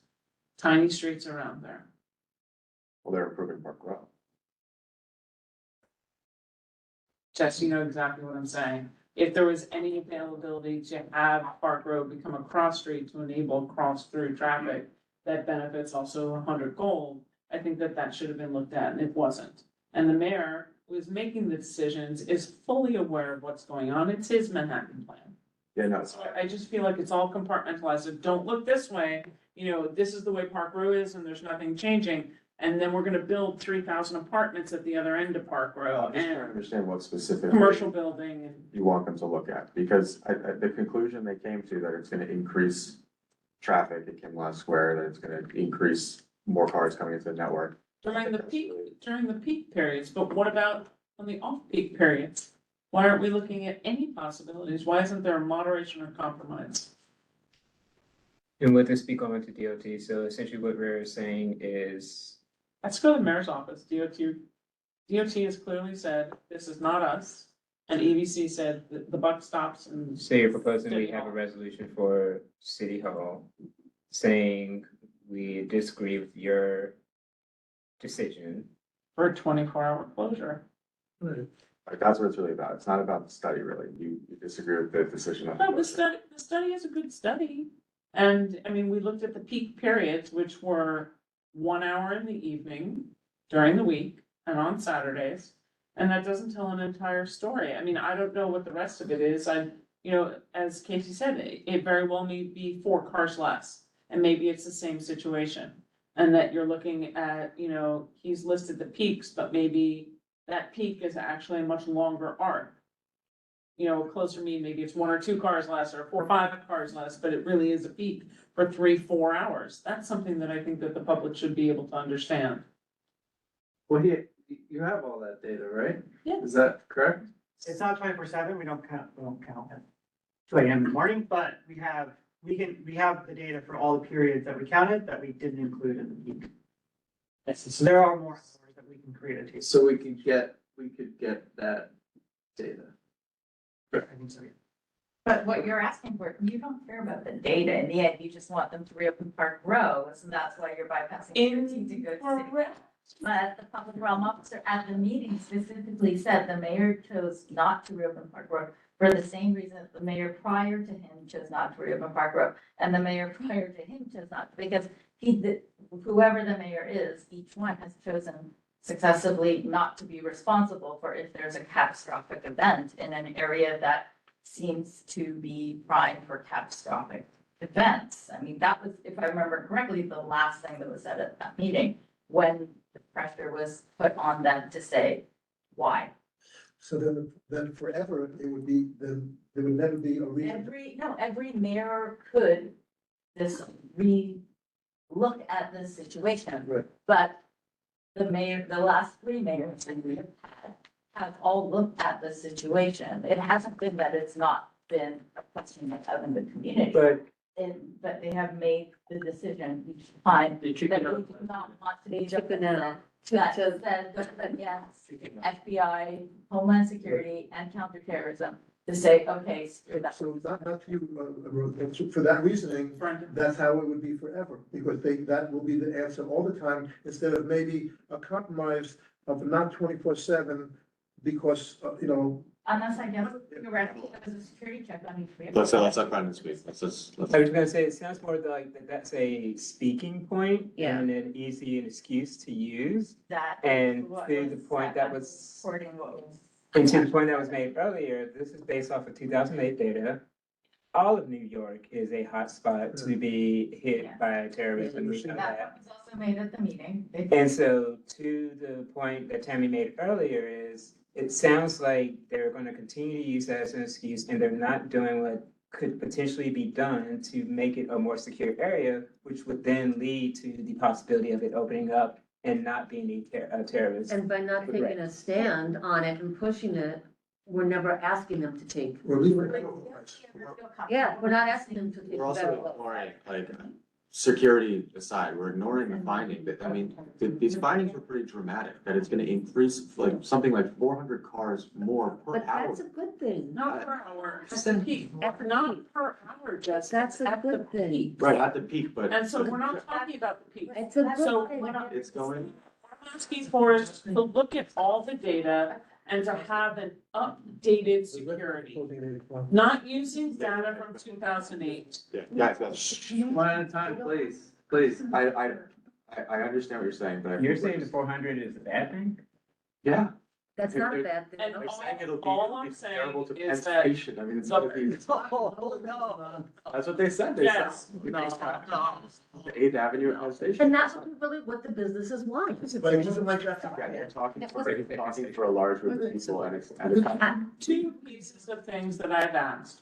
One is that, and DOT has been great, they had a lot of data, they did great surveys to understand and see what the data is really looking like, to understand for that one peak that you have, how does that peak relate to the other hours? Is it a spike? Is it a giant curve? That will get the people a transparency level to understand what we're talking about. And I think that is an important part. And then to have a security update that is not using 2008 data in 2025. I mean, they've. I hear you, but. With on Greenwich Street, We were, currently for Bank of New York Mellon. They are updating all of the security around that entire building. Bollards, setbacks, planters, street, Con Ed, everything. And NYPD consults on every single one of those projects. So what has been done in this area, other than the closure of Park Row, to secure the buildings around and to secure the sensitive sites that they're talking about? Let's have that I don't need to know if it's sensitive information, but I'd like something more updated than something that's from 2000. I hear you, but we've talked about it before. I feel like we're just keep dancing around the real issue here. We know what NYPD position is gonna be. We know that any study you take is gonna show you that if you open up more roadway to cars, there's gonna be an increase in traffic. So we know what the outcomes are gonna be. We know what we're all fighting about. But everybody has the thing. If you guys want, Yeah. if you guys wanna put up a resolution about reopening to cars and just like It's make it not a- plain, let's have that debate. Let's have We a don't know we don't know what the data says from the traffic study. He gave us, no offense intended, he gave us the peak. But if that peak from 4:45 to 5:45 during the week is not very far off from 3 o'clock and 8 o'clock, that says a lot more information for the public to understand versus, hey, it spikes at about 4 Okay. and wanes at 6. Yeah. And I want to caveat that we have the data for those other hours. I'll have to just look at how well it's processed. It might be a little general, but I think we should be able to provide the off hours. I'm sitting here ambulance, I'm thinking about. Okay. Right, and I'm looking for graphs to understand. It'd be a curve. Yeah, to see what the curves are, because then that really tells the public, if you picked out the peak, but it's like that for 6 hours for the most part in a day, then that really says something to a public to understand versus Okay, so do we need a resolution to get that? Betty's got her hand Betty's up. got her hand up. Let's get her arm. Let's get Betty and then we'll come back to him to the room space. I would say at this time, I also agree with Jess that it's a little premature to do a resolution. Why? Because if you're going to do that, you need to show what is the backup based on the security plan of the stopping the vehicles to search them, as well as what would the backup be on Park Row, on Frankfurt Street? Because now you're into our district. What would the effects be on Gotham Park and the movement of pedestrians there? So there's a lot of data that would be missing. This has been a very, very car-centric conversation, and it would need to be broadened to all modes of transportation. Why don't we see how the majority of the board, of the committee feels, and if more people feel of not doing it, then we don't do it. If more people feel we do it, then we do it. And to start, Jesse, maybe to start with, not opening completely, but just the discussion of not 24/7, nights and weekends, that might be a little more amenable. Let's Mark. So a couple of things. If you're doing a resolution, a couple of NYPD, you should use language of that NYPD has just been too comfortable for the last 20 years of having this Park Row closed. And it's really on them, not us, to figure out what's going on. We need the street open for various reasons we won't talk about. And I think language in any resolution should be that it's the fault is to NYPD because they've gotten too comfortable in not updating their security methods and fortifying whatever they need to fortify. Because they're too comfortable. I would like you to just use that word comfortable, and it's on them. Secondly, we got to get out of this mentality. Just because there's more vehicles doesn't necessarily mean it's bad.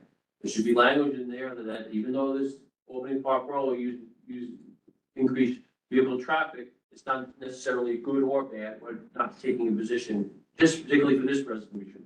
So there are people who think it's bad because they hate cars, they wish there were no cars. Radical people that don't like cars, we know who they are. It's not about. But just because there's more volume does not necessarily mean it's a bad thing or a good thing. I would just challenge you to find me research showing that an increase in vehicle traffic will help small business in the area, because I can show you reams of data that it's the opposite. I mean, we heard the same thing about congestion pricing. Well, it's not all or nothing. That's the problem with. But I don't like what Johnny, because the DOT people, and there's cars going 40 miles an hour. Just go down to the street and talk to the businesses in Chinatown. I don't want to. I don't want to have an all or nothing conversation. I don't think that's where we're at. I think the data does inform decisions that we do. I said, that's why I asked for the larger picture of the data for the statistics on the traffic study. And then we can look at it. We can't be advocating for open 24/7, closed 24/7 until we're looking at the information and you hear from the larger audience. So That's my thing. good to make sure. Oh, wait. Just really quickly, just it sounds to me where there were two competing visions being presented. Having Marvel on board, looking at what happened in Meatpacking District, looking at what happened in Union Square, how much pedestrian traffic is there and how revitalized those areas are. It sounds like to me that what is being proposed, bigger picture for Kimball Square is something similar and not, something in the sense of like revitalization through pedestrianization. Not sure if I don't know. That's for Kimball Square. Correct.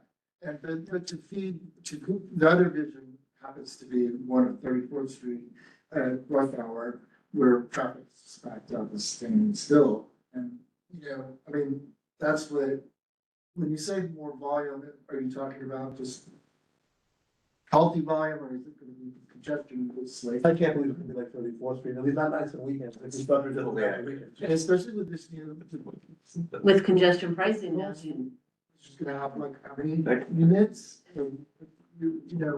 Just totally. What about nights? Yeah, I want to say also that with Park Row, it needs to be said, if it's opened, then it would provide flexibility for transportation routes. Because if Park Row's open, you'll also divert some of the traffic from the west side, as well as southern part of Manhattan. So I believe that there's value to that. Shouldn't that be in the study saying that it will provide another transportation route? Especially in case there's construction or a disabled vehicle blocking the lane on Worth Street, so therefore no one can head east. Is there value to having that flexibility of having Park Row open? Sure, in an abstract, a redundant street network provides flexibility. I think this study doesn't really look at that. It's really looking at volume, changes to operations, like that's what a traffic study does. I think that gets into more of like a value decision, and I don't think, the study doesn't have like values. It has just. But Isn't the traffic flow not, that's not a value, saying that we increase the capacity. Isn't that's not about, that's quantitative, right? That's not just, a state, that's quantitative. If you have Park Row open, you can have capacity to travel from the west side to the east side, right? Or north. We show 400 new vehicles would use this intersection and go through it. That's what we disclosed. But doesn't that also, say that it will alleviate some of the demand on the west side as well? We don't. Yeah, from Worth Street, yeah. And it provides capacity in case there's a intended road closure from construction or a disabled vehicle. Shouldn't that also be said as a benefit? Because it's true or not. If it's not true, it's not true, but. Worth Street will be affected by the jail. Oh, there'll be increased capacity there as well. So then, shouldn't that be put into to your analysis to say, by having Park Row, we have another travel route, another travel route, as well as increasing capacity? On the battery. I think we just know that there's an increase in capacity. Whether people view that as a good thing from like a network perspective is up to them to decide. That's not like, it's not necessarily like something for the traffic study to decide. Because that's not what the traffic study is saying. That's why Jess thinks it's bad and you think it's good. Right, and I'm looking at 400, I'm looking 200 out of 400 going to Chinatown. So that's, if it's a 50% that they estimate are going to Chinatown out of 400, that's 200 in the peak. So you work for DOT, right? So you said DOT's priority is it's safety, but isn't it also traffic flow and the movement of goods and people? Isn't that really? The movement of goods and people includes all modes and includes everything. Right. And if you talk to someone in DOT, they might think this is the best idea. Someone else might think it's the worst idea. Multiple goals, multiple agency goals. There should be safety, but it should also be the movement of people and goods through our infrastructure. Bicycles, do not forget bicycles. No, of course, they're in it as well. Micro-mobility, Right, everywhere. they did look at the whole network, right? Yeah. We looked at the whole Yeah, network. they're all in You're there. gonna increase the There's a capacity. chart The that. biggest concern is when you make a change, if there's a safety impact. One, it puts DOT at liability. You open Park Row, someone's hit, who gets sued? The city gets sued. We are very concerned about safety and liability, and when you make a change, we need to disclose what will happen from a safety standpoint. What happened before when it wasn't, Yeah. that's why the liability went for the last 80 to 100 years. We are the most sued entity in the world. Oh my God. I think the MTA is actually, but I think. No, that was rhetorical. But in case you make a change, we increase the number of cars turning on a crosswalk and someone gets hit, like, it's impossible to know, the director's over Park Road, but it's something we need to disclose. Ninth might make Okay. things more serious. Mitch, let's go, let's. I'm sorry, Jesse. Very patiently and politely, so. Sorry. I would suggest / recommend, it doesn't sound like there's a timeliness issue on this of us needing to make a resolution to the mayor because he's made this decision and we're not gonna impact it within the next 30 days and it's not gonna open and close within the next 30 days. So I recommend we get additional data from DOT and then potentially have this discussion next month with the possibility of a resolution then. I'm okay with that. Yeah. It's all about having the data. There's, like you said, like they might be closing some of those buildings to sell them, or maybe they won't close them, maybe they'll just sell them and stay there. MCC is closed, period. It's too expensive and the prior government who was into having government buildings, said that it was too expensive and it was $232 million back in 2023. The point of what I'm getting at is that like a lot of things are changing. I agree with Brendan. Not just that we need to get the data, but like, who knows what's going on with congestion pricing? Who knows what's going on? I'm with coming out of my elevator this morning, so that they took the We have, list down of the buildings to sell, the administration. like, who knows what's gonna happen? Like it feels like we're just in a little hamster cage, Yeah. facing something that just keeps changing. Like there's no way to know what's gonna happen. Even if they say they're gonna open it, then the next week they're gonna say something else. So we can just get all the data we want and then wait for a new mayor to show up. See what happens then, yeah. Yeah. well, Yeah. Oh, just lightning fast, Eric. So think about this is Manhattan. Okay. There's all this pressure squashing on it, and that's traffic. And you open up a little bitty vein in there, still squash traffic. But It doesn't really help anything. But keep in mind also, what's limiting the traffic flows in Manhattan, it's also the bridges and tunnels. So is that really what it is? It's getting more in. squash. Yeah, but It can only hold so much. Yes, That's but fine. it's the paths into Manhattan, the tunnels and bridges, that's the limiting factor. It's not really just the space. It's a It is a space, because there's always more. There's always more that Always. will come if. It just gets squashed. It's bad. Lane closures, bike lanes, That- street closures, add all that up. Mark.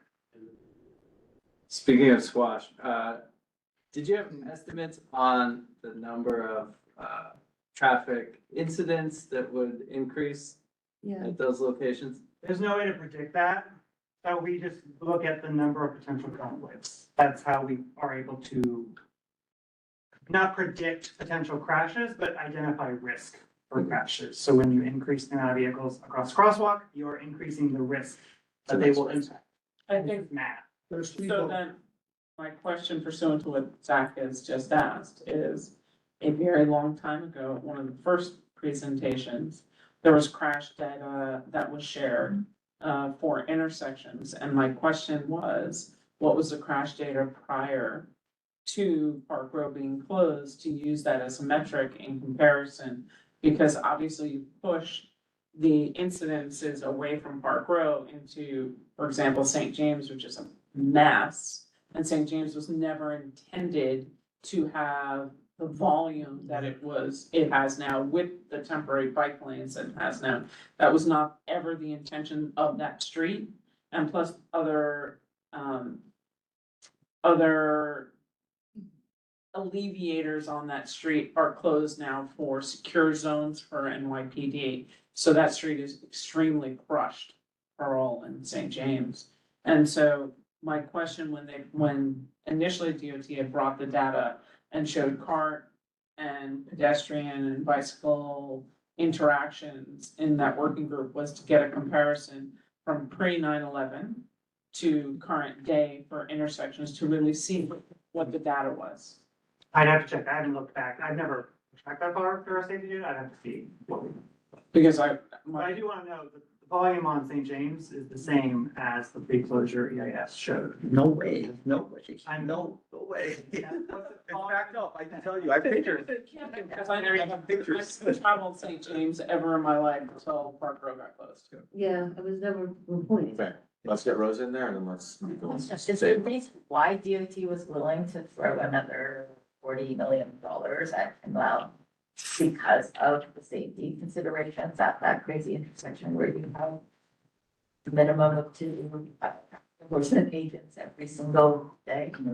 Yeah. Like, is it the dangerousness of that intersection which made you want to invest further to actually address the entire mess of what that situation is? Yeah, seeing the Kinlow Square be allocated money for the DRI, we saw an opportunity to leverage that to fix what is a very complicated intersection. I don't think anyone would say it's a very simple intersection. So we did see this as an opportunity to increase clarity, improve safety, improve flow, and increase pedestrianization, which we do have multiple studies show to increase economic vitality.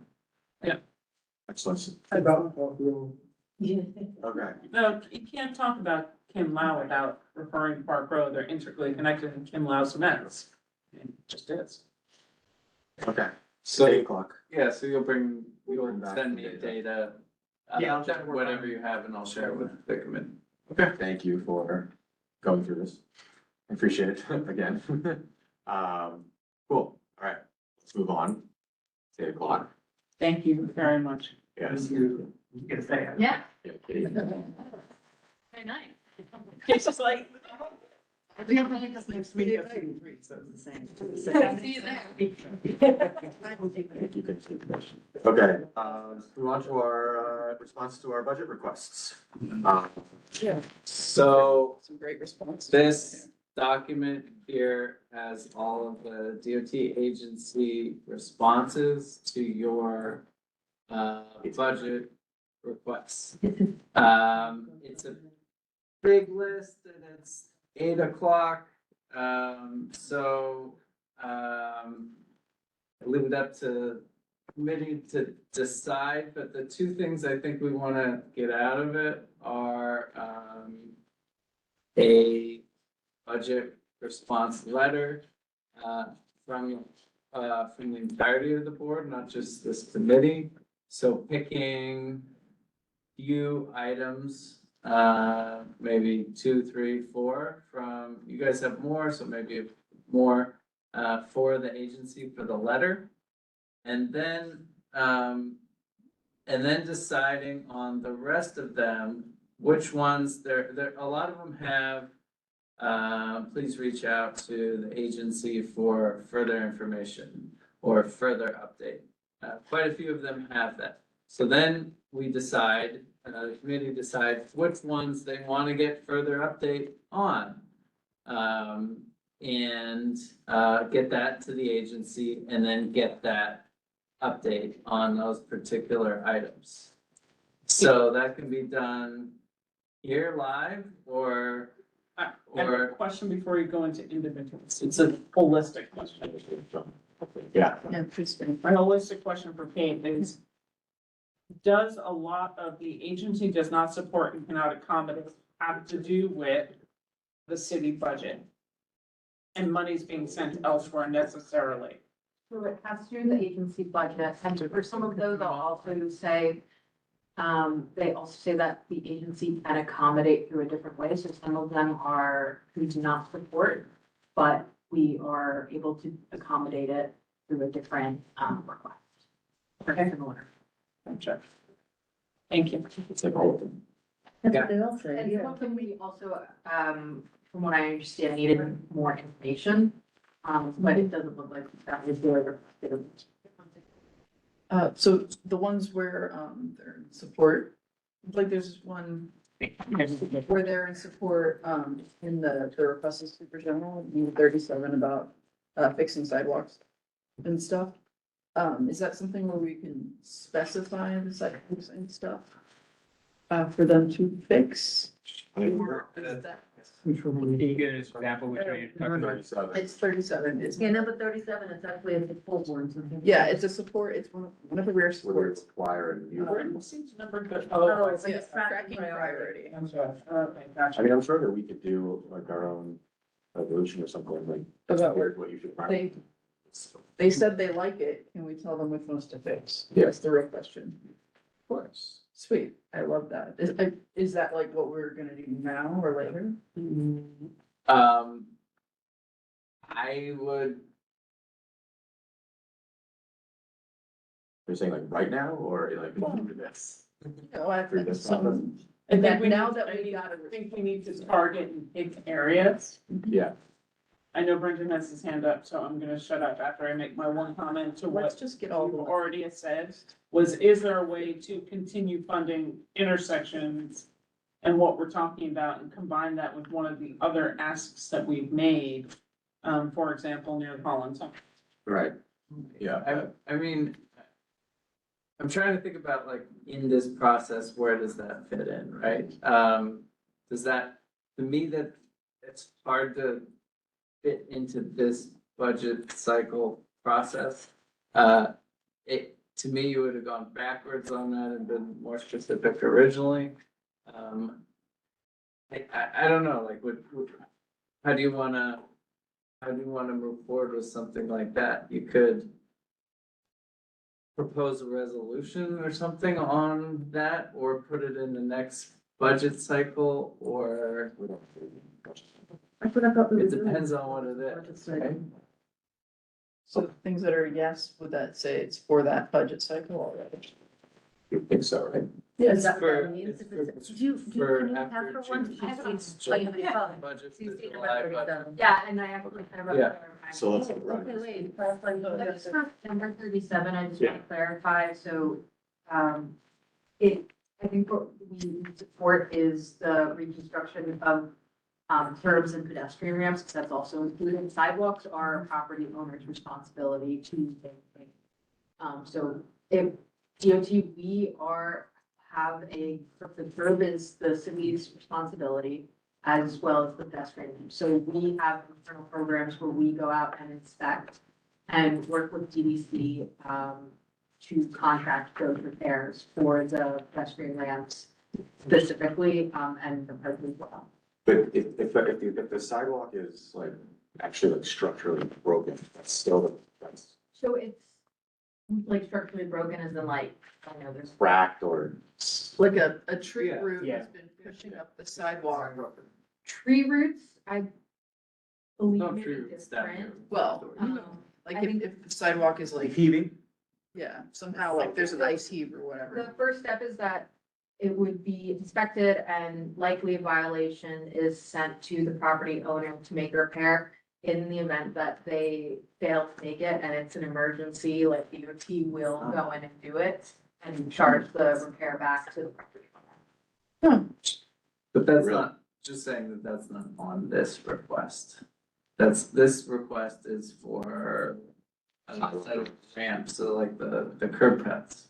Right, and that's what I mean by pedestrian ramps. So I just want to clarify that it's not, we're not saying that we will fund the repair of sidewalks like as a broad. Right. Oh, okay, yeah, yeah. Curb cuts, yeah. That was just a clarify. Just clarifying who owns what. And also, it seems like 37 is the same as 6. Possible. No, well, Repair, construct sidewalks, repair, construct. because if you look at explanation, it's different. Explanation, they're different, yeah. Okay, Brendan, you've been waiting, so.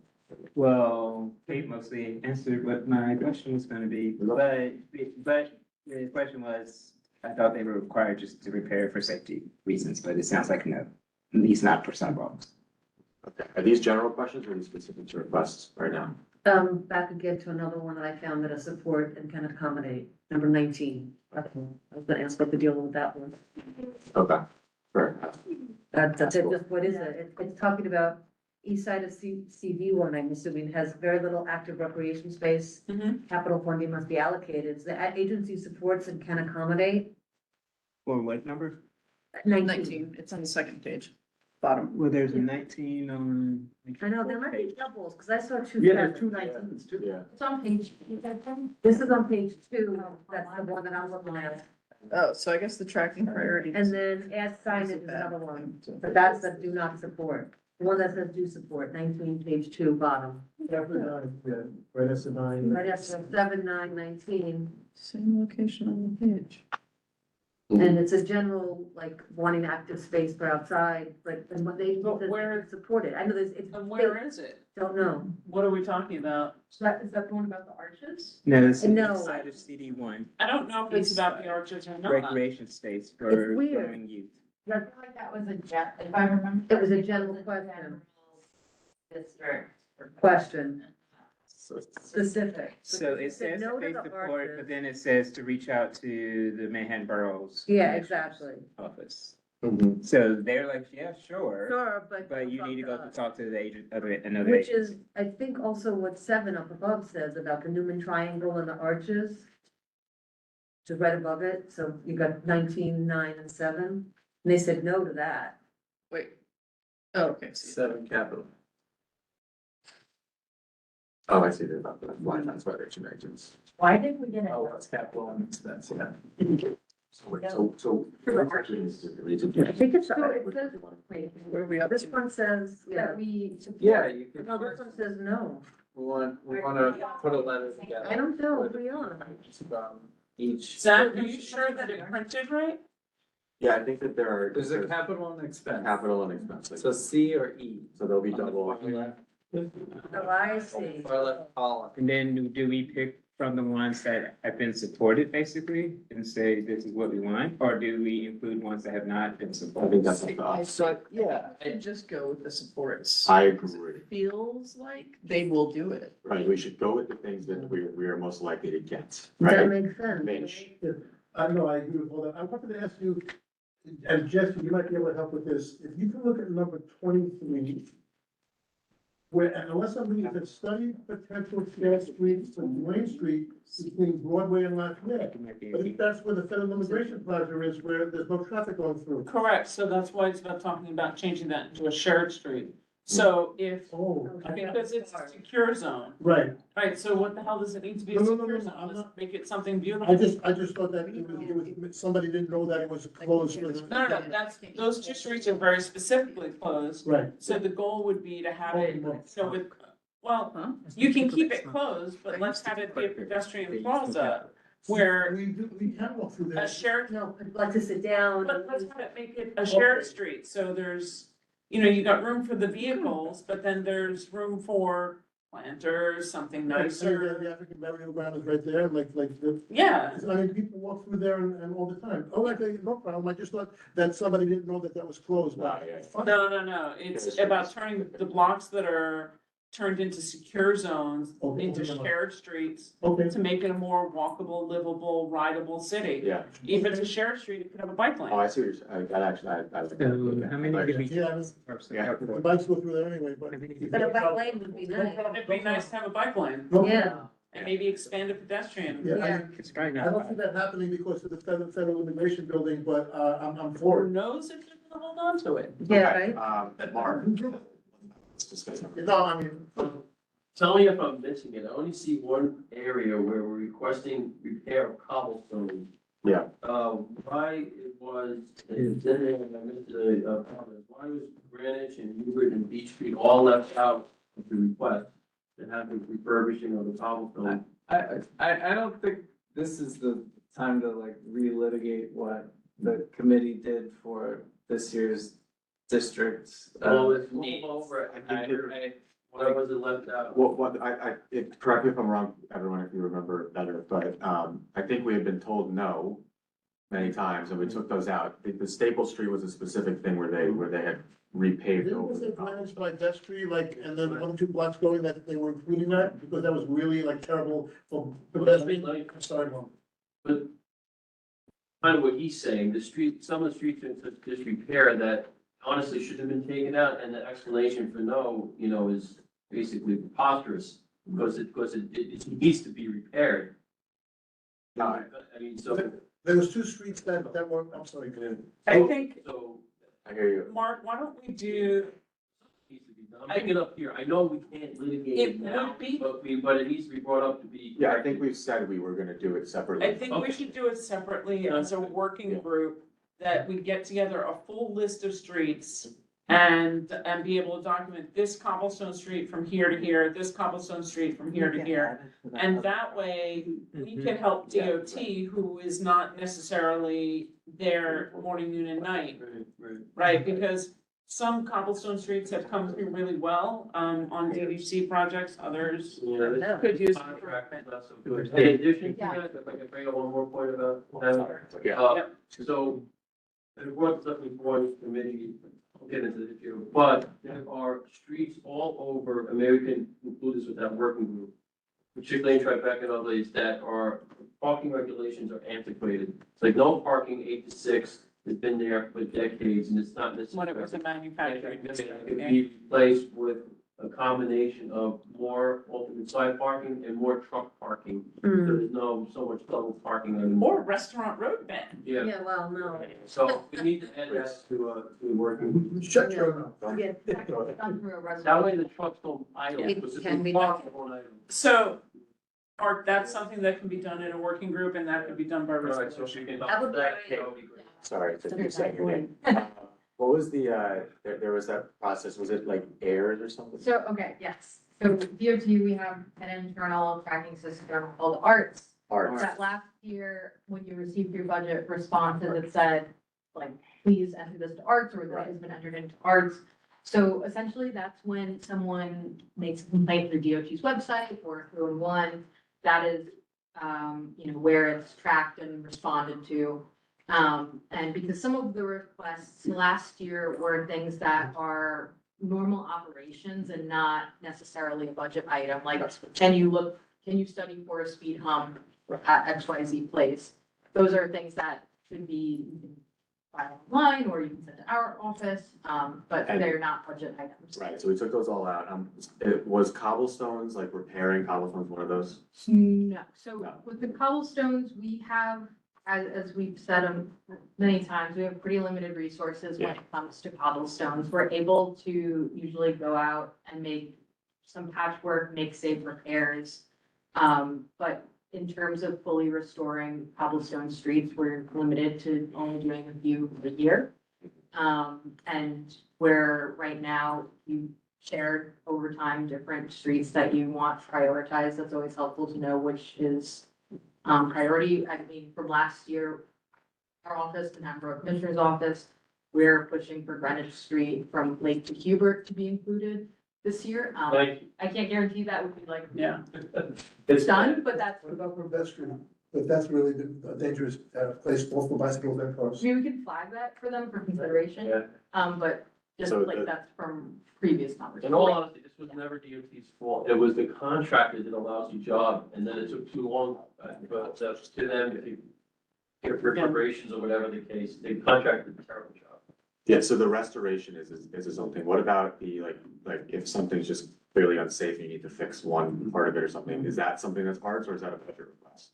That would be an arts budget request or like an email or a call to our office and send an inspector out to check it out. Okay, so that's That- why You these. know what that is? That's a 311. If it's like a Yeah. broken sidewalk, if it's a broken street sign, that's a 311 request that goes directly then. Yeah, so the Pat walked by Liberty and a part of the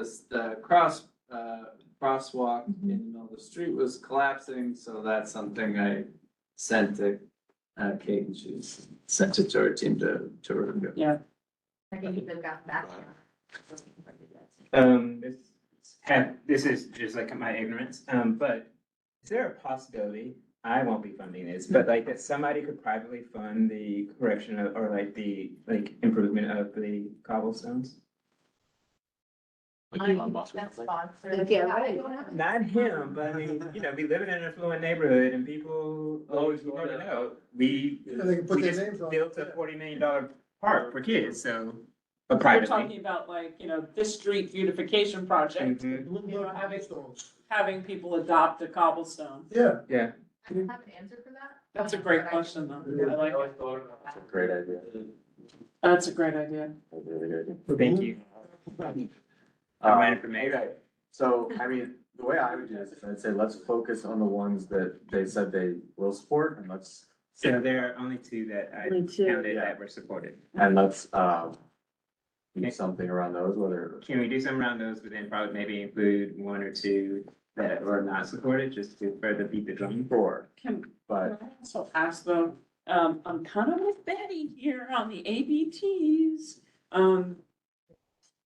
One Center Street is a DOT controlled pedestrian plaza outside. We approved 2016, 2018, somewhere in there, DOT and came presented to us about putting APDs there. You know, the public bathrooms. We approved it, it went through landmarks, so everything was set to go. What happened? Why can't we get that? I can bring that back. I think for the, just speaking on the process, I think it was listed as not supported because DOT is currently looking to site accessible public toilets in Manhattan.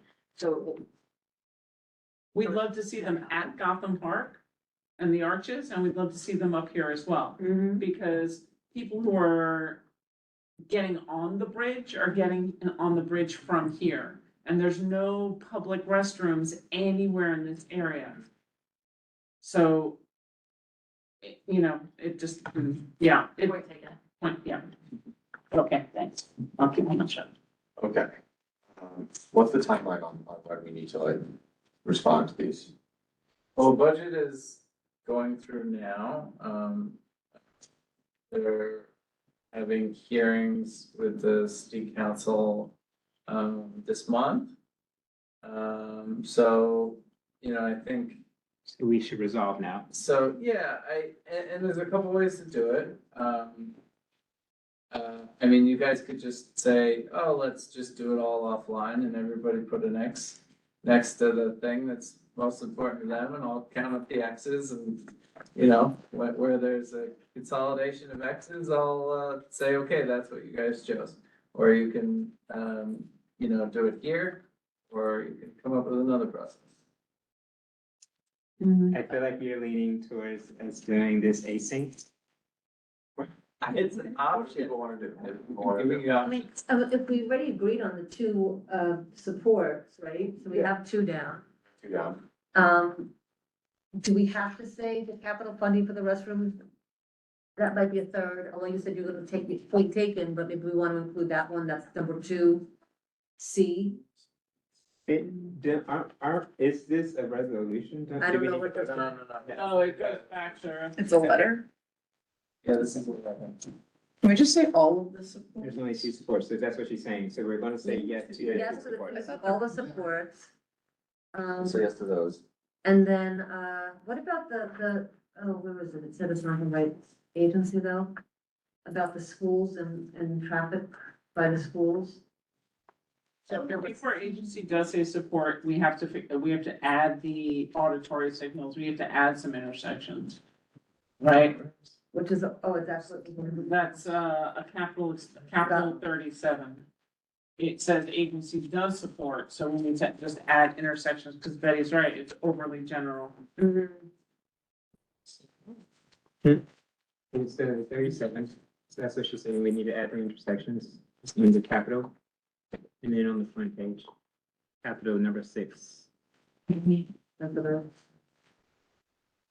And just, I think for everybody to remember what Kate said, they're not supporting necessarily not because it's not a great idea, it's just because they don't technically have the money. That doesn't mean that you don't advocate for it. The ones where they do not support but can address. Oh, yeah, sorry. 19. Should we also? Yeah, say that would be something? great, if you could follow up. So, say. I don't see Oh, which the one ones those where it are. says agency cannot support, but Can address the need alternatively. That would be at number 38. So anyone so again, 2 parts. Choosing your highlights that you wanna hit for the budget cycle, right? Pick a handful. Part 2, anything that says contact the agency for more information. it's all of them. That's where we can say, hey, any one of those. You can Yeah. add 20, 30 of those. Check all of those off. Yeah, And then we'll use that information to say, okay, yeah, we do want to get follow-up for that from the agency, and we'll put them all together and you can have them present on them in a committee meeting or have them answer it via Basically, it's letter, your choice. identifying our So those PC are the roads. 2 pieces. We have Kate explain, when we were talking about, cargo bike parking, right? Betty wrote, the response addresses a request for a micro hub function, cargo bike parking for cross-doing trucks. Is it for a loading zone so that cargo bikes use them versus going on sidewalks and parking to deliver? And, you know, that's one of the things that we had talked about is we want to ensure that any cargo bikes, they're not on sidewalks. We want them, Which number is this? this is Number expense 46. 46, the very last one. So part of the question is where you have commercial parking, is that like a place for cargo parking as well? I would think so, right? That's the same thing. I'll have to get back to you on that one. Because wouldn't cargo bikes be able to park in the commercial parking zones? And do they have to pay the meters if they do? So, no, I understand now. No, they would not use meters, the way a car or a truck or another commercial vehicle would. We're, DOT, we're currently undertaking, a pilot to build micro hubs throughout the city. That would be a location for cargo bikes to load and unload before going and doing local deliveries. So in this case, that's something that we're already looking at as an agency. So that's why it was a no as. That's the cross-docking issue Yeah. that we're seeing in multiple places where you'll have a big truck and they'll unload in the middle of the street and then, load it onto either various hand trucks or bikes or to smaller vans so that's the micro hub locations and those are definitely needed. But they still need to park when they're unloading it, like. Yeah, they have to be in place. And that's why we're also talking about providing, kind of new bike lane conversations to keep those bikes off greenways. If that's their business, shouldn't they be using interior space off the street? That's the So micro that- That's a micro hub. Yeah. They don't have interiors. Rosa's dead on. That's That's the exactly what we're micro. hoping for. Micro hubs are on the street. We're hoping for, that they would do like Amazon does through the garage that they own to be able to offload instead of parking Amazon trucks back to back on a street and having them all unload there, is actually having, So with these micro hubs for these cargo bikes, would they have to pay? So the micro hubs are it's a pilot program and it's going to be, licensed to individual companies and they will pay a fee to use that space.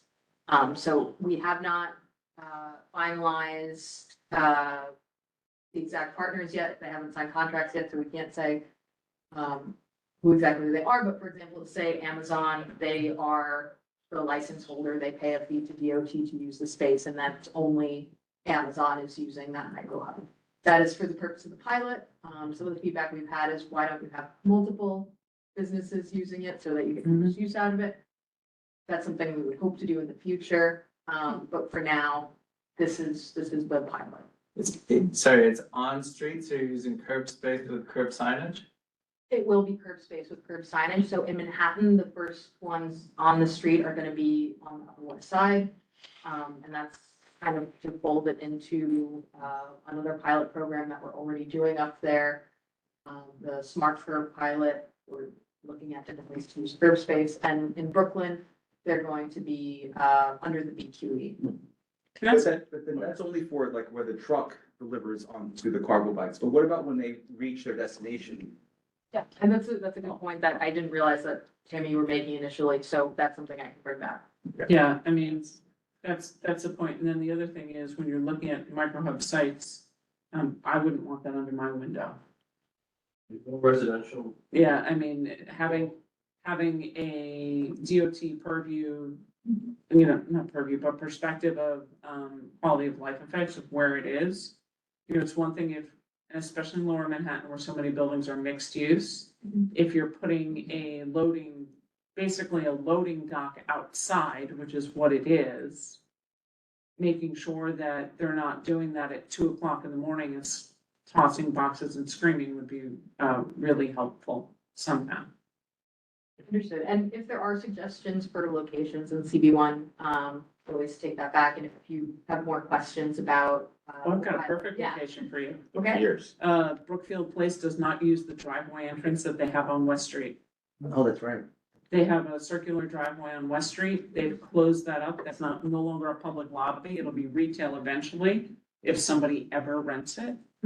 But even for a temporary, it would be amazing to get people off the middle of the South End Avenue. What about also underneath the FDR? There's a lot of open space that's dark. Parking.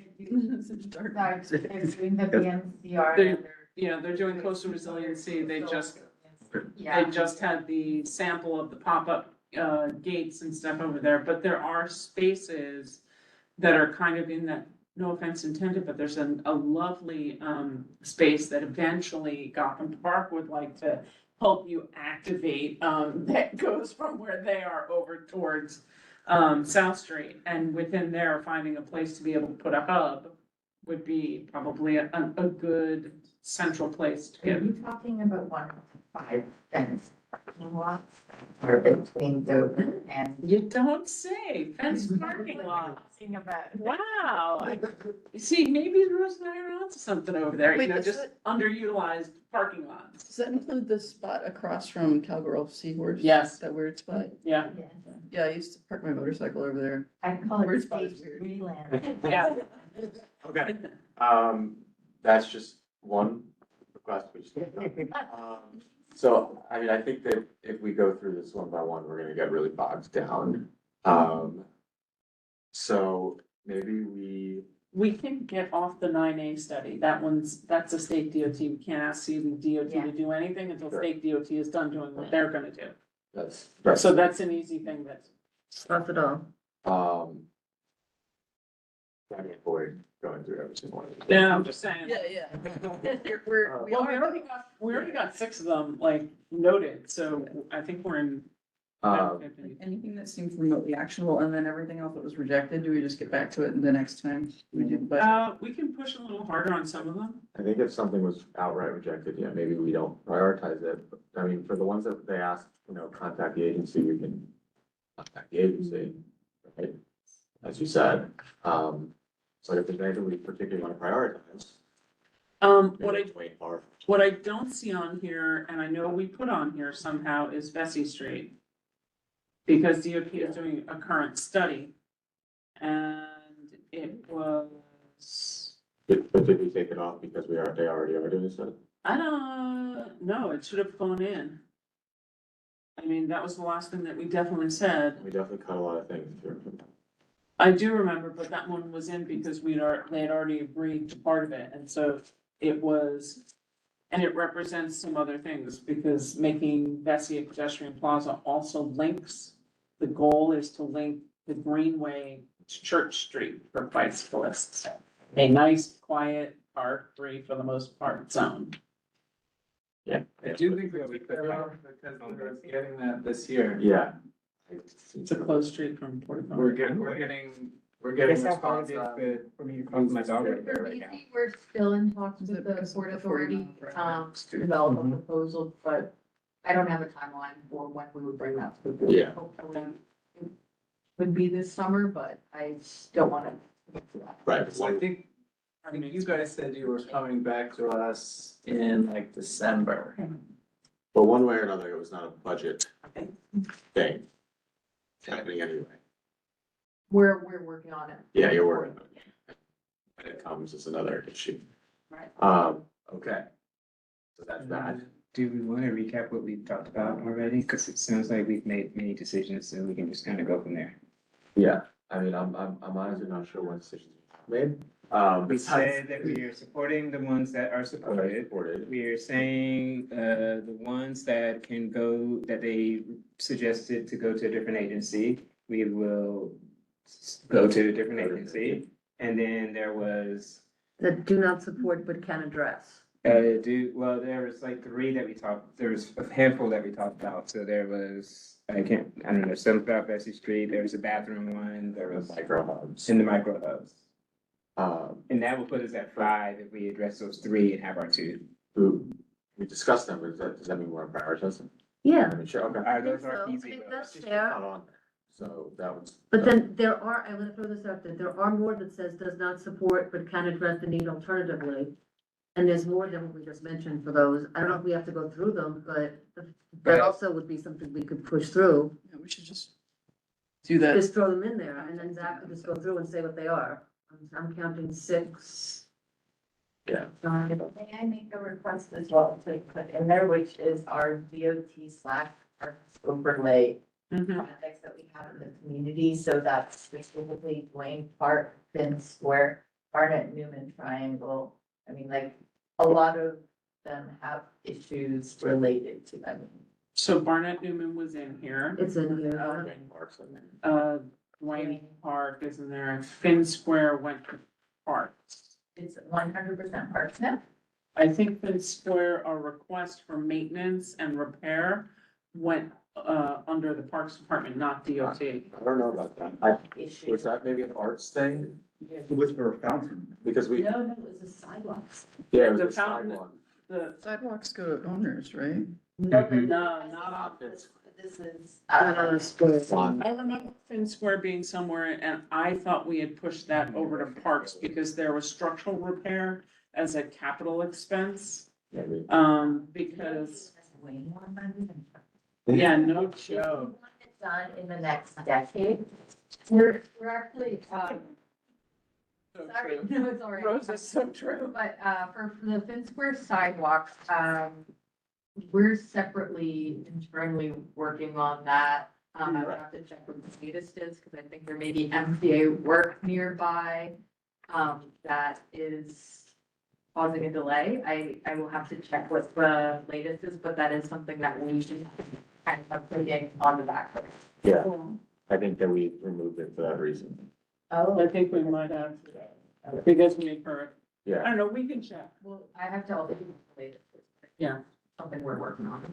okay, Yeah, um, I mean, here's gonna be my suggestion, so we can actually move forward. We don't have to negotiate or discuss, we can say, discuss offline, everybody opine versus, okay, yes, this one is done, and then just go boom, boom, boom, boom, boom. That would be my suggestion, that way there's no iffy whiffies and people walk out of the room saying, oh, I have to respond about this. yeah, okay. Everyone okay with that? Yeah. First one was leave it, because we want the bathrooms. So you're making a note, so yeah. We're going through all of them? Let's Yep. go quick, so you don't have it in front of you. Quick. Quickly, like we're not. Okay. Yep, First one. the second one is Bessie. Betty is right. C4 is Bessie. And that's do not Bypass Street, Permanent Planters, this is for Bessie Street. Okay, Does great. that, so that means, And that's, keep it, it's being kept because it's in progress. got it, in progress, okay, keep in progress too. And we said yes to number 1, to Mhm. well, capital 2, so capital 6. Capital G, does not support. Yeah, this is about closing up half of Edgar. Right, Which I think we have to check with Zach, we may have, encouraged them to fill out a streets. Thing. Open street. Thank you, Yeah. an open streets permit, so that one might be able to come off. yes, okay, we did a resolution, right, so, Yep. okay. Evans, Barnett Evans, and Newman, triangle, we do want to, keep that, I think there's. Yeah, we need, an update as to whether or not Barnett Newman is, still within the plaza program.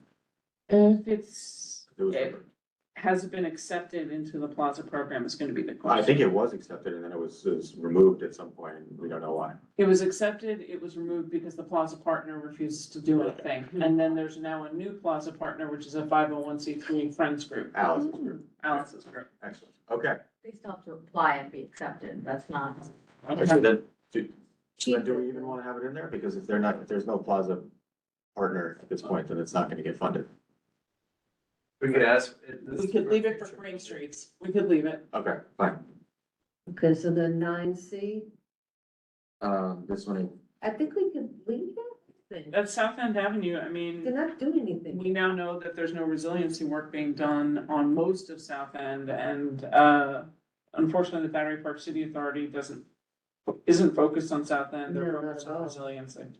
But it's still a long ad and I think it needs to be left only because at this point, there's micro hub potential, so that Oh, yeah, that's a good. So it's Leave not it. that we're leaving, we're making two choices here. we're not pushing that for We're this. we're adding a small group to the letter, or asking for follow-up information where they say contact the agency. okay, so for this one, This- follow up, So Yeah. letter or contact or nothing. Contact. Those are your three choices. contact. Contact. All right, 19, East Side of Cedar Ave, Supports and can accommodate, so yeah, we're adding this one. We love this, it's already well, added. but this is, but I assume this is, It's already added. this is Gotham. I I assume. think that, we think this is Gotham. What, Yeah. what's got them? 19C. C19. Capital funding, suitable play areas. But, But- yeah. but this is, but this is a contact though, right? Because it's retail, we have to. Yeah, we have to contact It's 19. for Can any of the ones accommodate. we care about. For an update, yeah. So any of the ones that we are keeping, there is contact. I mean, they come to us Yeah, relatively frequently. and that's, So, Yeah. That one, I think we can do nothing on. Okay, okay. 22C. Where do you see? This This is. 22C, does not. beautification and resiliency. Yeah, this is around the Holland Tunnel, making it, nicer. Beautiful. Yeah, I mean, I love it, but. We can do follow-up, because this also needs street safety, I mean, that's, It's 19. Well, it's also. It's about the park. I mean, yeah, 19C. Totally tricking you. hold on. Ask for follow-up on this one? Do we need Letter to? follow-up. Okay. Let's see, that's, yeah. The cobblestones, I think we're gonna do a working This is for group, us, yeah. Okay. right? We need to do a working group, establish a working group, and we have somebody who now on the board goes and inspects DDC projects for cobblestones. Really? That's brutal work. Laura Starr, she's a Hot. girl. Let me know, 26. Yeah, I mean, Mark will inspect. 26C, He's on these. I have them all in my hand. Bowling Green Park. I can tell you each house. This will be a contact. Gotta go out there and measure. Yeah. Contacts. Okay, we don't have to. All right, 26C. No, we're on 33C. Yeah, we're done. done. Hold Yeah, up. page there, everybody. All behind your left behind. Yeah, Alright, Everybody left behind. these two reserves, but can address Maiden Lane one. this is the contact as it's so specific. Okay, Contact, 34C. This would Dwayne be. Park. This is Dwayne Park. This, I think we let this go. We've had a presentation, they're working, there's an issue that Dwayne Park needs to work out with DOT. Let's do that. Alright, so Just let it go. 37C, yes, because the agency supports. Yeah, yes. We wanna add intersections for that one. Yeah. At intersections, Yep. 38C, We're taking it out. took it out, yeah. taking it out. Alright, 7E, 7E, School zones, I like it. contact on that because Yeah, it's pretty broad. okay. Contacting, Well, this, Yeah. yeah, 11E. I think that 11E, we leave this out because it's just not gonna happen. It's a broader issue than just asking one agency to audit. Update from Right. Nico regarding Edgar Street, DOT denied our application for open street. What? Why? Don't they wanna do more of those? Do me a favor, ask him to send me a letter, because we supported it, everybody supported it in the community. Yeah. Find out why. So we're gonna get open streets on Edgar Street, There's- 14E. Wait, hold on. Hold on, what happened to 11E? 11E, I think that that's too, that's just, they're not gonna audit. the plastic. Why can't they? Okay, I know we talked about this before. If you wanna leave it, fine. I Leave think that it, it's a bigger issue, but. Feels like we leave. I think that should- it's a We've all job. wanted I that. think he wants done with this and let me go to the. I care about this, okay. So that's gonna be in the letter. I think that should be in the letter, because contacting them won't do anything, so just. No, I mean, Make a stink, let's make a stink, put it in the letter, right? yeah, I mean. Okay, so we're gonna do a letter. For congestion. And then for 14E, That's a contact. alright, Didn't they do the lighting? Carl Street under the Brooklyn Bridge. Did they? Pearl Street under the Brooklyn. Was not included in the SIP, but there- Robert Wagner was getting concrete at corners. Robert Wagner did get concreted corners. Right, Lighting has been turned on Park Row, but Um, not but on on Wall Street. not, so we might have walked there recently, but the sidewalk has actually been open. I do, Let's not, because I'm used to walking with. All right, well, we're gonna contact 14E, Right, and we're that's gonna move on to 17E. that's also a contract because. Contacting 17E, 19E, Um, No right-hand turns except for red were permitted. This is all around the Holland Tunnel. This This is should be- everything around Holland. Yeah, we- they can address the need alternatively, so I guess we wanna find out why. So is that a contact or? Yeah, It's like a contact. Ask for an They're update. gonna address it without saying But it. that's like an actual. Yeah. That- New York State. We're planning to install signage around there, so I'll have to double check Okay. what it is. That'd be good. So it won't just be ticketing people automatically, it'll be putting in signage. I have to double check exactly what it is, but I know we are installing, something around the exit of the. I know, for Albany Street, I know that. I mean, I drop it, but if you. No, it's gotta stay there, and but it has to wait, it's because, state DOT has to Right. do their 9A study, so They were voting on that it one. just gets left to be followed up. Right. at the Yeah. end of the study. All right, 23E, Yeah, I like this idea. Yeah, Yeah, I like it too, so, so is that a letter or contact? contact, let's contact the agency. We're not talking, you're talking about actually making a shared street, not opening it to, not opening it to. No, not opening it to traffic, a shared street, So that. opening it for a dedicated bicycle lane, expand a pedestrian and let their federally approved cars go through. Yeah, I misunderstood They initially. were Yeah, no, it's a shared street, that's why. contact them. The letter or So I think something? that should be in the letter. in the letter, right, because it's. Yeah. All right, Telling so us. write them a letter. Could that have been, like, All right, 28E, That should be in the letter also. Right, I mean, we This just think about this. Yeah. I twenty think so. E also includes our hope that we can link, because if you can link the You can Park link them. Row onto Vesey Street, That would be then good. that gets you off the Brooklyn Bridge, down Park Row, down Vesey, all the way to Church. And there's one nasty Yeah, intersection. that's it. Everybody else. The bike lane connecting Brooklyn Bridge. so Yeah. Yeah, It's going right in front of Center Street, right? not necessarily. No. We've had many spirited discussions about where. Yeah. It Just connects from Park Row all the way down. Right now, it connects to the bottom, like the bike lane just strangely ends on the end of Park Row. No, south, south. South to connect the west side, to go around the loop. Yeah, to get to, so you could connect, Church Broadway. Street has a bike lane that goes all the way up now Yeah. into Sixth. Right, what we're working on is a connection on Vesey, which is currently a closed street, to turn it into a shared street. Yeah. Right? We've lived with 2 years of construction on Vesey and only a one-lane road, which is, from my perspective, a perfect sample of how we could then, once the construction's gone, turn that Okay. into a Yeah. we lane. love that one. Great, good. yeah. And protect the bicyclists, The get next them out of the. 36E. So this is the guidelines that we've asked for this is related to cobblestones. Betty, as you said, we think this is important, we've talked about this, but if we're gonna create a working group, should. Should put that into it, yeah. And the problem is LPC, I understand where Betty's going, she wants a more holistic look at it. But LPC is all about the exact location and how it fits. So LPC does not have very general, hey, every building has to look like this. And that's the problem, is LPC looks contextually, because that's what's important, is that word. And Betty is a DOT person who wants to look holistically and have the same for everything. It doesn't necessarily. I think her point, if I remember correctly, is so that we can get more of a understanding of the decision, so that then we can push back and then actually get some of these cobblestones corrected. Yeah. We'll get to a group. Yeah, for the purpose of this, I think we need a broader effort for cobblestones. So we're gonna hold, Yeah. but then working group 45E. This one, I mean, I think we should skip this one too, because, Well, we're gonna- we need some kind of enforcement. I mean, roadbed has taken off like an insane thing. DOT's pumping out applications. I think last month we saw like well, 2 dozen. road that, haven't they approved only 40?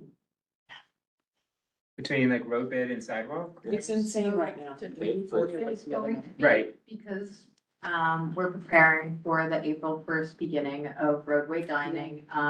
We're going to begin issuing conditional approvals to businesses that have not completed the full revocable consent process, but have already gone through the community board review and public hearing.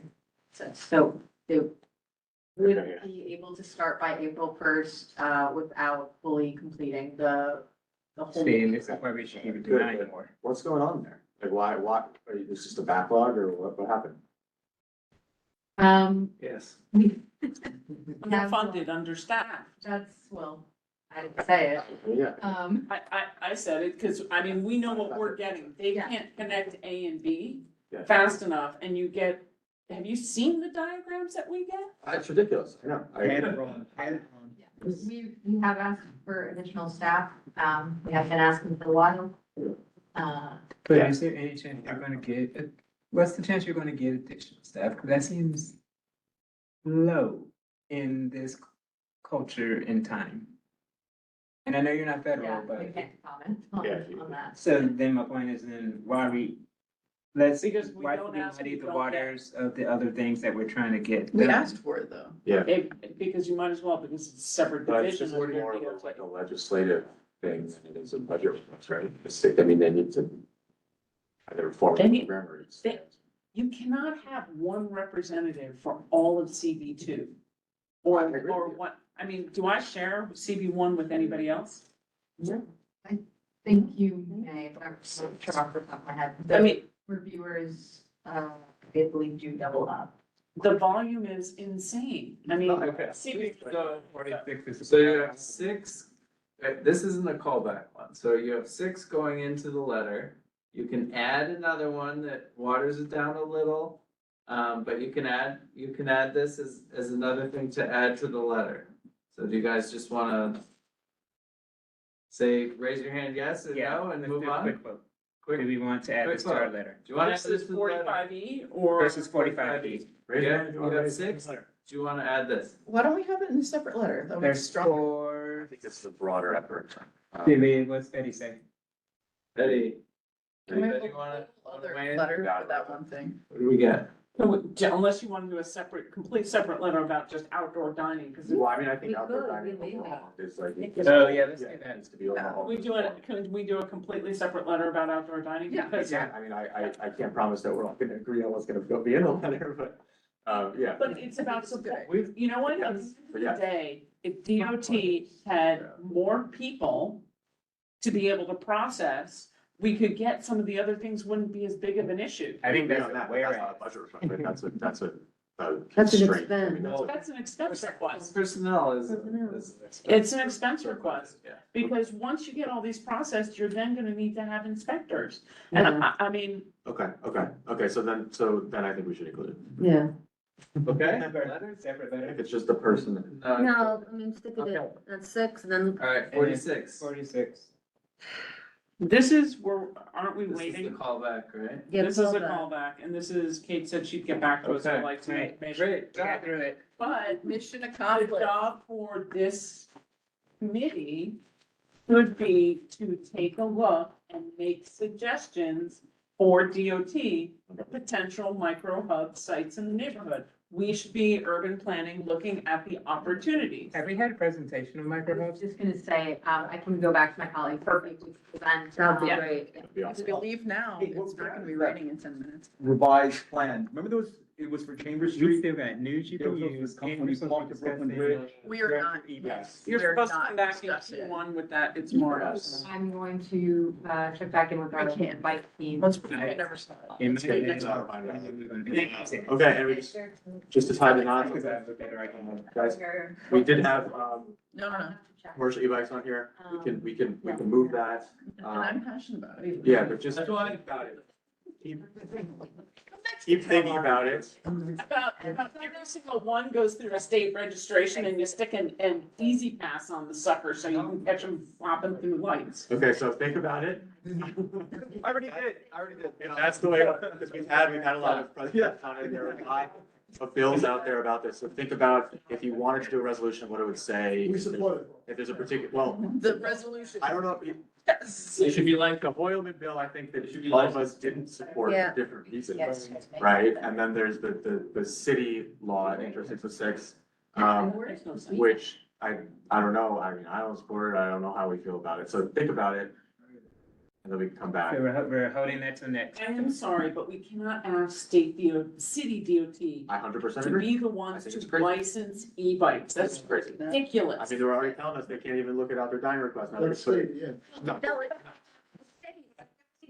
so will this be on the agenda next month for a resolution?